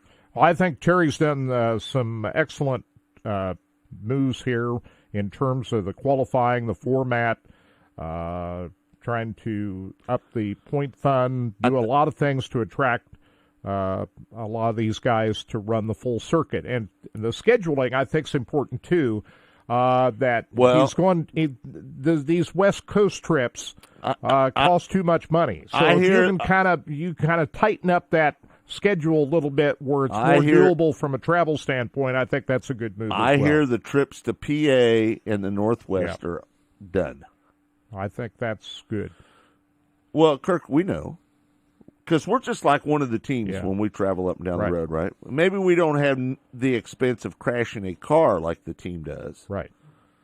But we have hotel, fuel, labor. We have to deal with all of those things went up dramatically in 2021. Motel rooms that were $70 are now $120. Right. Fuel prices are up over $1 more a gallon. Exactly. Right. So I think Terry's making a lot of good moves here, and I do too. I like a lot of what he's doing. Yeah. So anyway, there's that. Hey, it would be nice if they could. Here's what would be. I'm gonna tell you what would make ASCS get right back in the middle of the conversation of where do you race, and people would really start thinking about it more. You know, when it paid $6,000 to win. Remember that, Kurt? Yep. 1 year we averaged 60 cars, I think, a race. Well, that's too many. I don't think you'd get that number now. You get around 30, 40 cars at a lot of these events. You get 40 to 50 cars every event. That'd be good. If you paid $6,000 to win. Sure. And there's always been some marquee events in the national tour for the ASCS that draws, 50, 60 cars. I think that's good. But by and large, you want star power on your national tour. Well, there's some stars still in ASCS. Maybe not like in the early days. The more the better. That's what I'm saying. There's a handful of stars that are still over there's still star power on the right. There always been star power on the ASCS tour, but I'm saying the more the better. Right. So that's kind of what I'm getting at. But if you remember when I started, there was Jason Johnson, Shane Stewart, Gary Wright, Brady Bacon, Tim Crawley, Blake Hahn, Johnny Herrera. Who am I forgetting? Brad Loyette. Did I say Wayne Johnson? Maybe. Yeah. There was a ton of good drivers. Absolutely. Yep. So right. it was all good. Yep. Let's go to the phone and bring in a friend of the Racing Boys. He's been good to us down at Lake Ozark Speedway. He's also the owner of Power Eye. Kenny Brown joins us now on the show. Kenny, how you doing, my friend? I am doing great, guys. How about you? Well, we're doing good. Man, listen, we sit here and we look at the direction that you're taking the Power Eye League and bringing in 410 sprint car racing. I think there's a little momentum right now in 410 racing because there was a lot of guys when the All-Stars came up this way. MOA, some guys went over there and run with MOA when the World of Outlaws come in. I think some of the guys went in there, jumped in, got a little taste of 410 action, and I'm not so sure maybe the timing of your 410 deal might not be right. Well, we're hoping it is. You know, for the last 2-3 years, we've been wanting to get it going. But then the lake came into play last year, so we kind of put it on pause.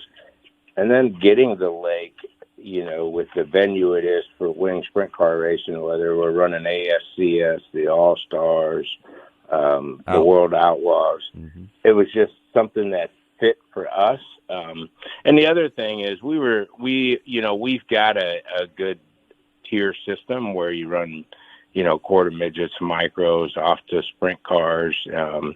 But we just felt like we needed to add the wing sprint car to continue to detain our drivers and give them another option. That's kind of why it came up. And just like you said, we're running the All-Stars down there. When I'd been running the All-Stars since they started the inception up at Wisconsin, and it just working with them, you know, we were trying to get an All-Star West out here, but that wasn't in the cards, but we tried. And then they still wanted to work with us. So by doing this, you know, we can also do some co-sanctioned shows with the All-Stars and with the Outlaws and things like that. So I think it's going to be good. It's always a little iffy your first season trying to get tracks, get the schedule going. And then Terry with ASCS, he's just knocking them dead, doing a great job trying to revitalize that. And that's the other good thing is working with Terry and ASCS. We've got ASCS coming in, you know, Memorial Day and Labor Day, and we're just looking around to see where 410 wing sprints are really running and try and stay off that. I mean, it's tough to compete with Knoxville and what's going on there, but there's some opportunities out there, and maybe not for the top 10 in the Outlaws, but certainly for the guys in the Midwest. Wouldn't you say there's a great opportunity because you've got the non-wing cars, you've got the midgets, that you can have your own race? You don't need to bring any outside sources in like another series or anything. You can run 410 wing sprint cars, you can run non-wing cars, and you can run a midget race. Are you planning on trying to run all three of them at one time at some point? Actually, you know, just to let you in on what we're working on with scheduling, to answer your question, yes. So like Memorial Day weekend, it's tough to run 410s that weekend because it's tough Memorial Day weekend because everybody's trying to get out of the box and go running that weekend. It's a first 3-day weekend. Everyone's out of school and they're trying to get something going. So that weekend there, we're going to run ASCS, the national tour at the lake Friday, Saturday, and then Double X had asked us to work with them so that they could have the Hockey Memorial that Sunday, you know, and they are the ones to originally have the Hockey Memorial. I want to help them keep that going. Jack and them have just been fantastic for our series, not let alone as great racing partners and partners in general. So that weekend there, we'll probably run the non-wing Friday, Saturday, and then let them go to Double X with the 360, and that's why we're taking off that Sunday to support a local track. Having said that, Memorial Day or Labor Day weekend, I plan on running 360s, which will be ASCS National, our 410 show, the midgets, and the non-wing sprint cars. Hey, let me ask you a question. Somebody told me this the other day, and I just want to ask you, and maybe you can confirm it to me. Are you planning on running just 305s at the lake in 2022? Are you going to have a weekly 360 class at the lake? No, what we plan on doing, and I've said this to a lot of guys, about 3 years ago when Tim owned the lake, I had tried to convince him into bringing 305s in, and that was the start of it. And you know, there's questions. You do the 305 open, do you stay with the Race Savers? However, we're choosing to stay with the Race Savers because of the national point fund and tying them guys together. We get people calling all the time, are you Race Saver or sanctions? So we're going to stay that route just because I think the rules are for what the 305s are will help us identify it. Then we plan on running the 305s as much as possible. So an example, we're opening up with the Outlaws. We're running the 305s. We're going to try and run the 305s and build that class. The 360s for us, you know, in respect to ASCS, and if they're off running somewhere, I don't want to try and split the field with them. Mm-hmm. Running just a 360 race here and there, I'd rather focus on our 410s and run them, and then still have ASCS in for shows too. So, kind of answer your question, I'm going to run 305s damn near every time the track's open. What was the average car count down there this year for the 305s? Are you a little concerned about that? Just a hair? No, we were getting about 15 cars when we stuck with our program, but we can get about 15 to 20, and that's what I'm going to try and do is build. Actually, 15 cars is great in any field you get, but you start getting less than that, it costs you a lot. Starts costing you money. Mm-hmm. But the 305s, I think they put on great racing, and I can run them weekly. I can't run 360s weekly just because the purse is so high. Yeah. You got to pay them at least $1,000, $1,200 to win if you're going to run 360s weekly. And I like paying $1,500 to win for that. And right, it's too much. Right, it is. Yeah. Hey, Kenny, this Kirk. What is your expectation as far as car count for the 410 on the one-off events that you have in the first year? How many cars would you expect? What would you be satisfied with? I'd like to see a full field. I think that's going to be sometimes stretching it, but I think I can get 18 to 25 cars. That's my goal. Now, I do have a lot of drivers that have reached out to me, and I'm going to reach out to them as soon as I get done. You know, we put out a press release just announcing it so people can plan for it. Now we're working on all the details for the purse amounts, the tow money, everything, all the different incentives we can offer them to support us. And the other thing is timing, Kurt. When it comes to scheduling, you know, you definitely don't want to schedule when the Knoxville Nationals are going on, or, you know, I've got some neat opportunities. You know, when the All-Stars are here for 2 days, they want us to co-sanction all their races with them. I mean, even when they came here, we had 22, 25 cars. I think this year will be a little different with Power I having a series and offering points and money. I think we'll see that go up to 35 or, you know, something like that. Yeah. Ideally, Kenny, what would you – I'm not saying this is where you'll start, but where would you like for it to end, the purse? How much would you like for it to pay to win, and how much would you like for it to pay to start? And do you know where you'll start out at and where you hope to end up at? Yeah, well, I've learned a lot from what all the other sanctioning bodies are doing, you know, especially with certain venues. So what we're going to do, we want to make sure we're taking care of the back part of the field. I know everyone always says you should, but this time we did. Mm-hmm. So, for instance, we're looking at the show up money and tow money and give it back to the drivers that really need it instead of just the top 10. Mm-hmm. But having said that, we're looking at a $500 to start and $4,000 to $5,000 to win. And right now, I've got everything based off $5,000 to win. But we can, if like for instance, if you're a 2-day track, I'd back the first night off to like $3,500 to win and $500 to start, and then the second night would be a $5,000. We do have some $8,000 and $10,000 purses out there already that guys are signing up for. So, you know, again, the biggest thing is to try and schedule these around everyone.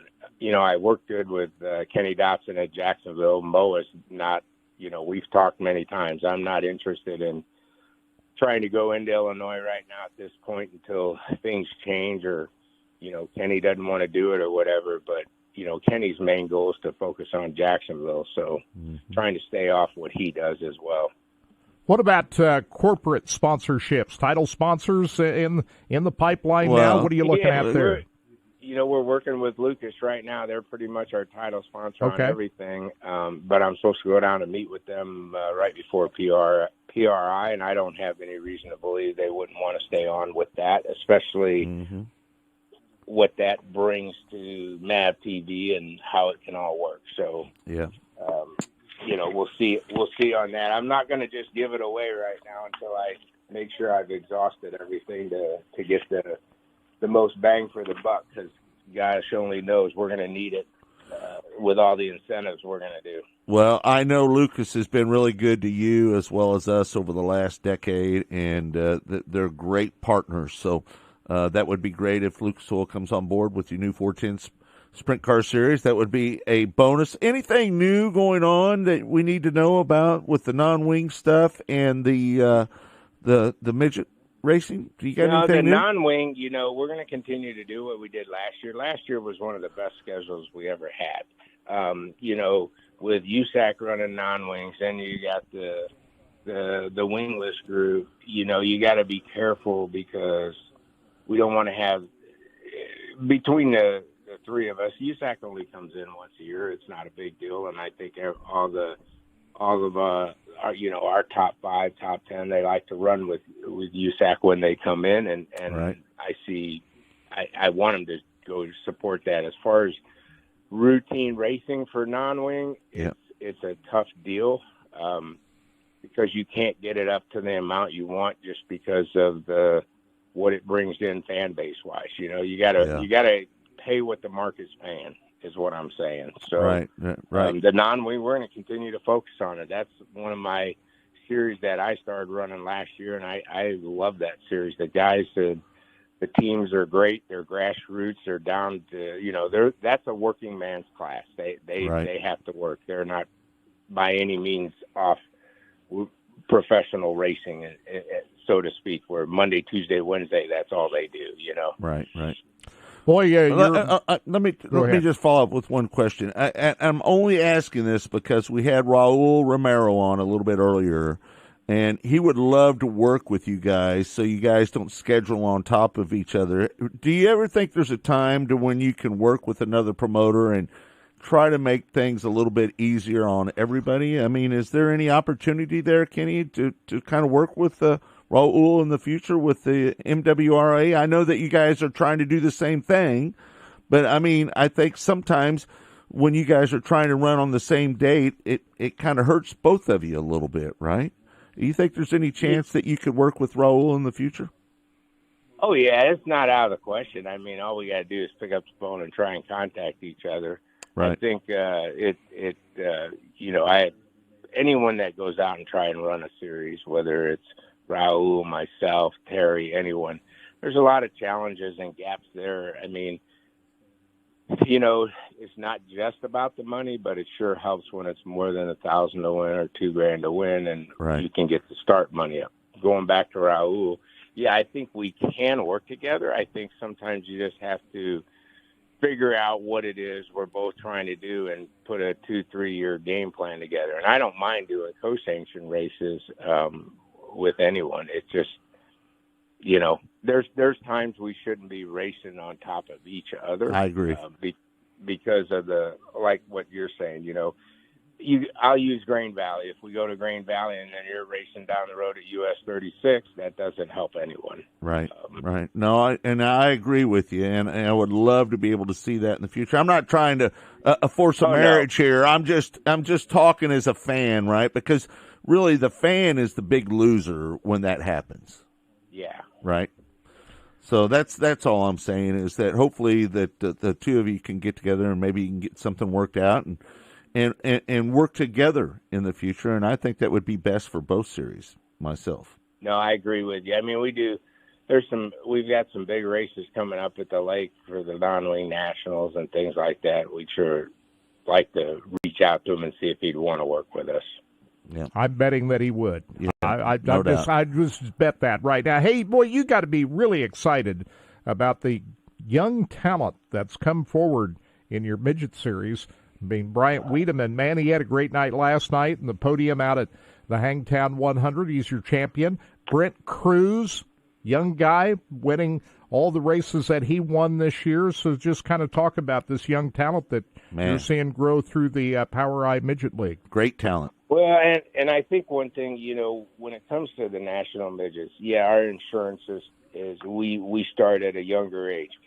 When you compare, and just to get to the young talent, one thing about POWRi, we're not out on the West Coast. We're not out in Arizona running midgets. Midgets are a tough deal.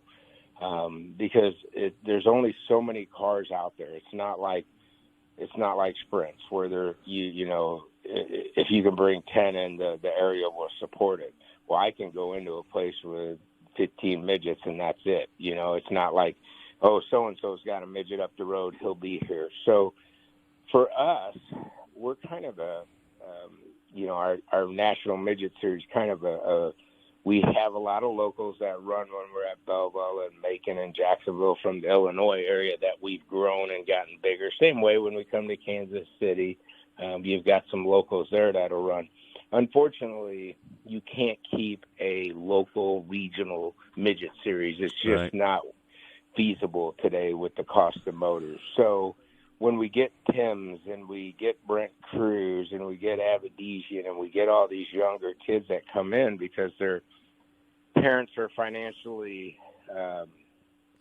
better off than some, and they can come in and do these rental rides and things. POWRi is kind of a beginning stage for them.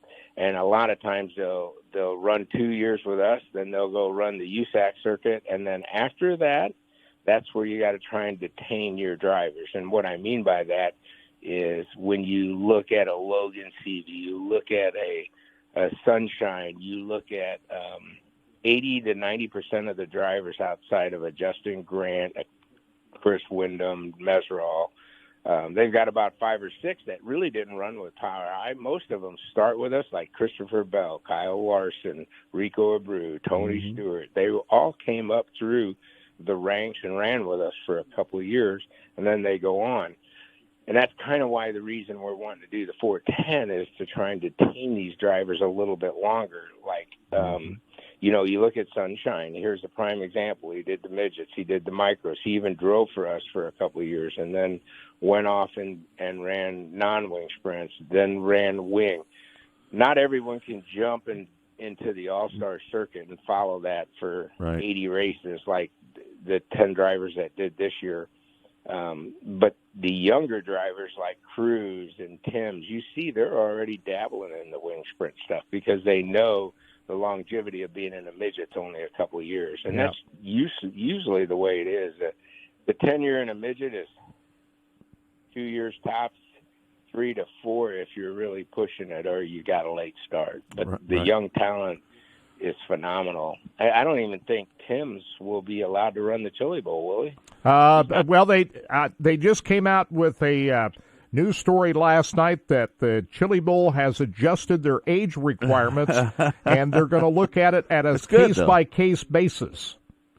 So they just released that last night. Well, that's all right. I mean, listen, some 15-year-olds are better than others. Yeah, it's just, I like their here. I'm not saying Tim's can't drive there. I'm not saying that at all. Right. The one thing nice is they had a hardcore rule of 16, stuck with it for the last 50 years, and now all of a sudden they're going to adjust it. So I don't know if that's a good thing or a bad thing or why. Yeah. It's not like they need to adjust it for more drivers. Well, I'm going to believe in Matt Ward and what they do down there, and I'll sit back and take a wait-and-see approach on it this time around. Yeah. Hey, but you know what? I like your business model, though. I mean, really, seriously, you bring them up from the midgets, you put them in a non-wing car, then they get into the wing car, and maybe, just maybe, they stay loyal to you and stay with the 410 wing car, and you just start feeding that 410 series through your entry-level programs. I say entry-level. They're not entry-level. Yeah, and I think, the other cool thing is the nice thing about a wing sprint car is whether you got a 360 or a 410, you don't really have to pick. The majority of them, when they start running wing races, they get a 360, they get a 410 because they're going to go chase the money races. Mm-hmm. Yeah. Of course, we're all thinking about Dason Pursley right now. That bad crash down there at Arizona last weekend. Your thoughts? Oh, I'm just hoping and praying. I'm staying in touch with his family. These kind of times here, you want to reach out and give them all the support you can, but stay away from what they've got going on personally and their battles and their challenges ahead. But Dason has been another one that came up. He started backing off our races this year and started running a little more USAC. just for the challenge and the other things he's doing. Plus, he got really heavy into non-wing micros. As you can see, we did that KKM, and he led. He should have won it, but he didn't. But Dazen their family is a phenomenal family, and I can only wish prayers and hope for him, because that's not a easy road that he's got to travel right now. Yeah, for sure. Kenny, before we let you go, I'm going to give you the floor to say whatever you need to say to anybody out there. If you got anything going on with any one of your series or something that you need to convey to the people that are listening here on Track Talk today, the stage is yours. So if you've got anything that you need to get out there. We've shifted more to the Midwest just because there's, the non-wing in Indiana. The tracks do a great job there. USAC does a phenomenal job in there with non-wings, and we're trying to focus on the heartland here in the Missouri base. We're going to try and use Lake Ozarks as a base for a lot of the stuff we're trying to grow and do. We did the super stocks last year, and that was a phenomenal deal. We had over 120 some drivers register and run, and then now going forward, I just bear with us on the wing sprint cars. We're going to get it off the ground. I give it a 3-year plan to get it to where I want it to be. However, everybody judges you the first year, so we're going to work real hard on that to pick and choose, get 20, 25 good races out there that are paying well and do some neat things. But actually, everything is in the Midwest is fantastic. The racing boys, you guys helping out, just these kind of calls get out to the public and everything. So we'll reach out to Raul, see if they want to do some stuff together. I don't know. It's kind of tough, too, when you don't know their schedule, right? Whether the national or Midwest or whatever. So you kind of work off the years previous. But unfortunately, everybody's, like in years past, you could say, okay, here's where the Knoxville Nationals, here's where Eldora is, here's where that is. Mm-hmm. I'm battling just with Lucas Oil Speedway because we've moved the Show Me Showdown. I think last year we moved it to stay away from a race. This year they moved it, and now there's another race that, USAC scheduled a race at I-70. So we got to figure out, do we go against them or, Lucas working with them trying to move it, So right. Anytime you just pop in, that's the most challenging is people move their dates around and you think you know what it is. But we'd love you guys support at the lake this year and all through the Midwest, and I'll try and keep you posted and love to keep you updated on what we're doing. Well, we'll definitely do that on Mostly Motorsports, our daily show that we're going to kick off down at the Chili Bowl on January 10th. Kenny, thanks for taking the time this morning and educating all of our listeners out there about what's going on with POWRi. We're looking forward to your new 410 series, and it sounds exciting. Well, thank you, guys, and you have a great Saturday. I look forward to any time being on the show. All right, Kenny. Thanks so much, bud. We appreciate you. All right, thanks, Kenny. There's Kenny Brown, the owner of POWRi League. And listen, Kirk, his business model makes sense, right? You bring him up through the midgets, bring him in the non-wing stuff, then you transfer him over in the 410 stuff, and hopefully over those course of those few years when they run with POWRi, they stay loyal to you, and they run with the 410 wing cars. Yeah, Sunshine did a great job converting to a 410 car, by the way. Oh, yeah, but there's not many drivers like Sunshine out there, so... No. We'll see how that works out for some of these guys. But his realistic approach to the POWRi Midget League, I like that because it is the realistic approach. These guys are not going to hang around his Midget League for a long time. A lot of these young guys are wanting to move up and go USAC or do other things. That's been the history of most of the drivers has come through his POWRi Midget League. So his realistic approach to that, I think, served him very well. Jeff said, call it loyalty money. Not tow money, not loyalty appearance money. Well, that'd be a good term. I like that. I like that. That's pretty good. Yeah. Tow money is, it's that's kind of an outdated term, is it not? Yeah, I don't know. Yeah. Well, especially if you don't leave the pits overnight. Yeah. Well, those guys didn't tow from anywhere. I don't care. It doesn't matter to me at all what you call it. Well, I'm okay with tow money. I don't care. Kenny said, well, if 360 is expensive as you say, you can see why they move up to 400. But it should be 410, especially if it pays more. Racers love to drive. Just give them a ride, and off they go. I'm sure they are different. I'm just saying from a simple business perspective. Okay. All right. Brad wants to know, and Brad, listen, you're getting in an area that I am not, and maybe you can help us with this a little bit, Brad, on the Facebook Messenger. Brad says, what's your opinion on the reason for the decline of USAC non-wing sprint cars on the West Coast? I'm not familiar with the car count out there, to be honest with you, Paul. If you could tell me what it was and where it's at now. Listen, non-wing sprint car racing, let's face it, man, that shit is dangerous. Well, it's dangerous, and I think when guys get a little bit older, they start to bail out, and they don't want to get hurt. They don't want to flip their little buddy off going down the back straightaway or hop a wheel and junk a car. Man, I'm telling you.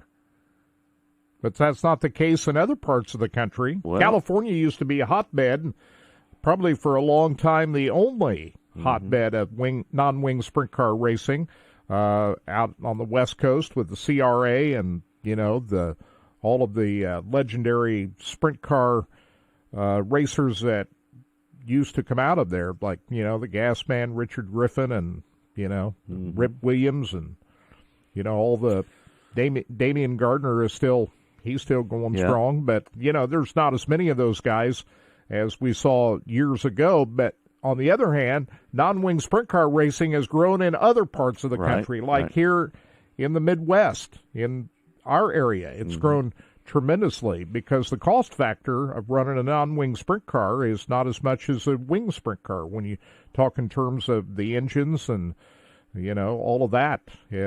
It's more cost-effective running non-wing sprint cars than it is a wing sprint car. So that's drawn a lot of people into non-wing sprint car racing. Plus, the cars are a lot safer than they used to be. I mean, let's be honest. Well, the safety equipment's a lot better. Paul says, he's listening up in Washington, he says, we don't see a lot of non-wing up here in Washington. That's true. When I've been up there, I don't ever remember seeing a non-wing race up there. Yep. When I was in the Pacific Northwest. Rod says, thanks for having Rick Salem on earlier. Best promoter in the country. Alan Miller chimed in and said, Aaron Poe of Warrensburg, National POWRi Stock Car Champion. Do you know that, Kurt? No. I did not know that. Kenny says, oops, I meant 410. You guys have been good teachers. Remember, I knew nothing about open wheel racing 9 months ago. Well, that's always nice to hear, right? Didn't know a damn thing about open wheel racing 9 months ago, and he's learned a thing or two right here on Track Talk. That's good. Paul says, we have the Ford Focus midgets, and we've carried their races for many years up there. We didn't carry them this year, though, did we, Kurt? Kirk, you on your phone right now during the radio show? Lee Spencer texted me here just a little while ago and said, are you going to have me on this morning? I said, well, we're giving you a day off there, Lee.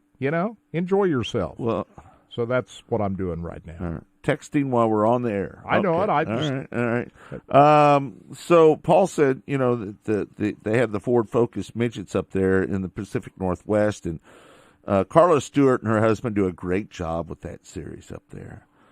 We've seen them at Skagit, Grays Harbor. They just do a phenomenal job promoting I don't even know if they call them Ford. What do they call that series up there now, Kurt?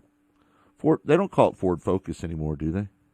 No, Carla Stewart's Northwest Midget Series. Yeah. I don't know. It used to have a sponsor on there that I don't think they've got anymore. So I just heard it called the Focus Midget Series. Todd, pull up, click on that live video link there, or Adam, and show them our broadcast that we're having tonight. Kirk, we've got our final broadcast of the year. It's the ASCS Sooner region from Caney Valley Speedway tonight.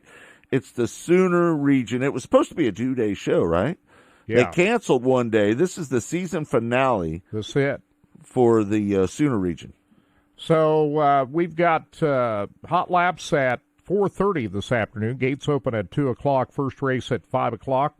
So tune in for that. We got it live on Racing Boys, so we'll look forward to that. I was looking at the point standings for the Sooner region as we go into tonight. I think we've already determined who the champion is going to be this year in the American Bank of Oklahoma ASCS Sooner region.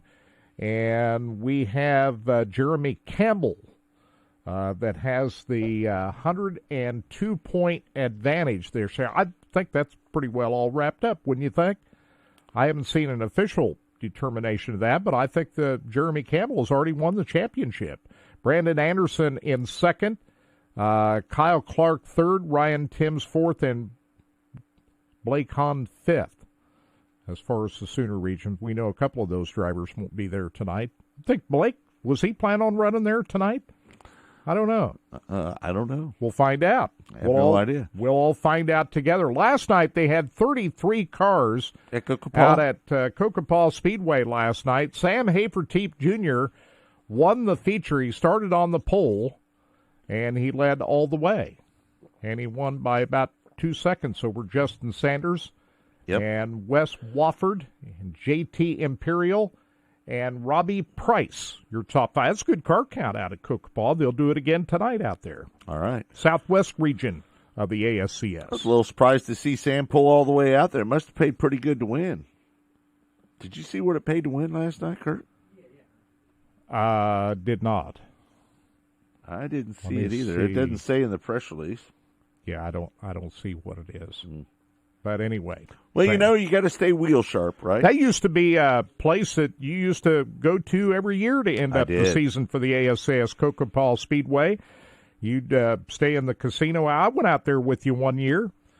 That's a great racetrack. And that was a cool place to end up the season. I enjoyed those trips out there. I love going out to Kokopah. Near Yuma, Arizona. Let me just say this. 33 cars there last night. That's good turnout. Nice turnout of cars.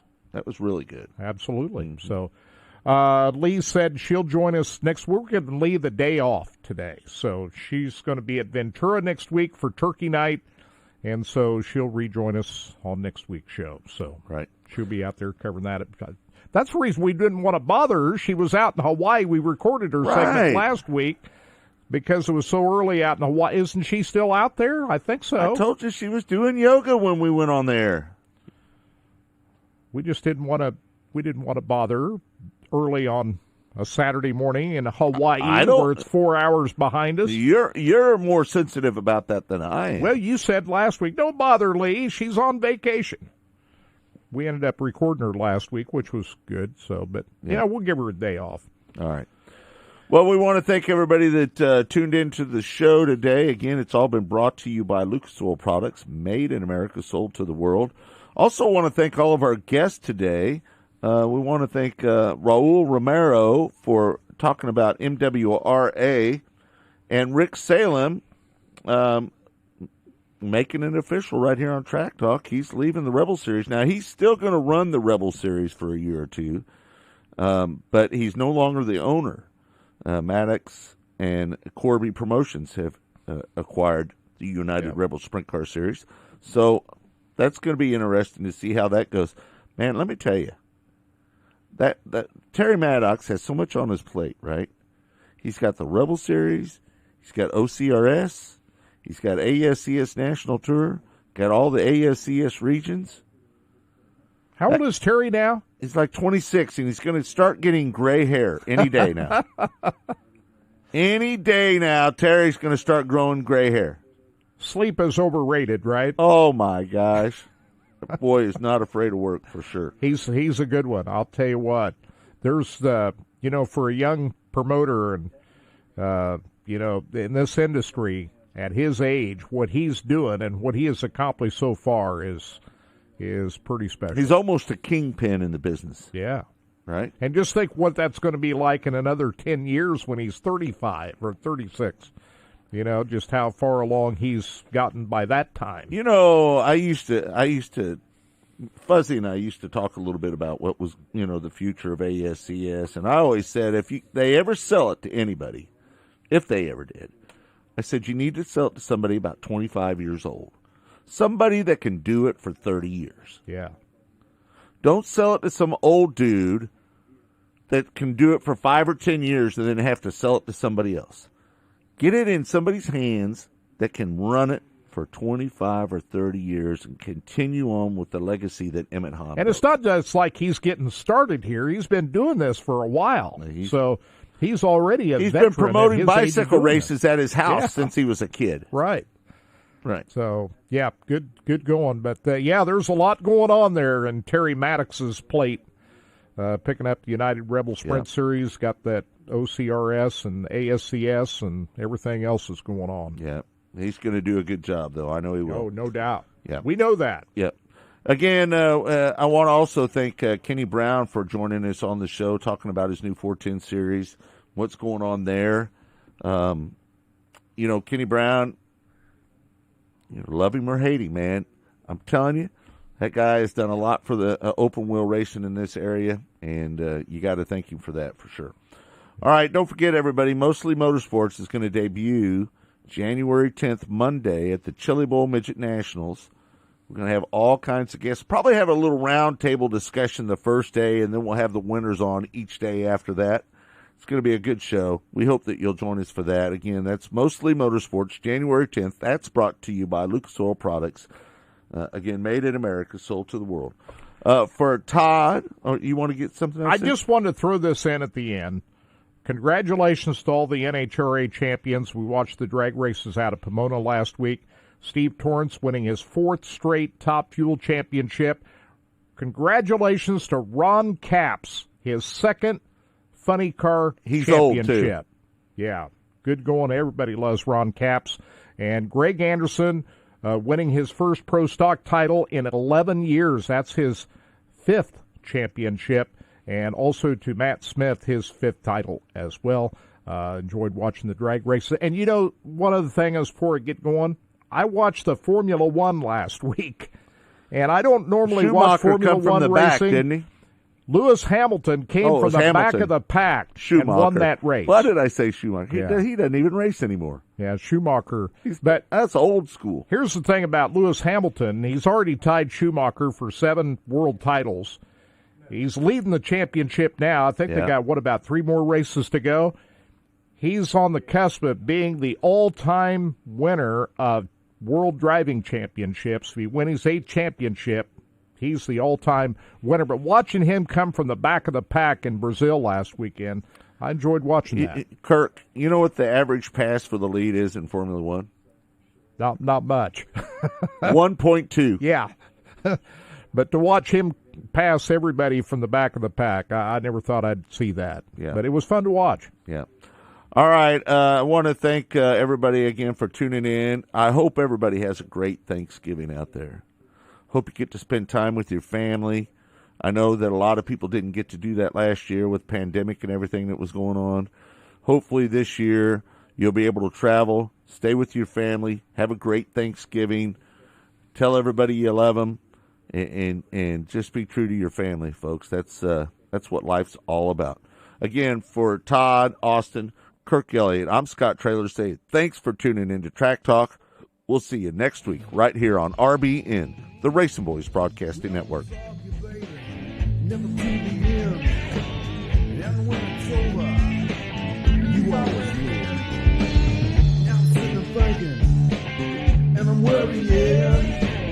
I got the nerves of baby, where you been? I love you, Leah, but you let me go.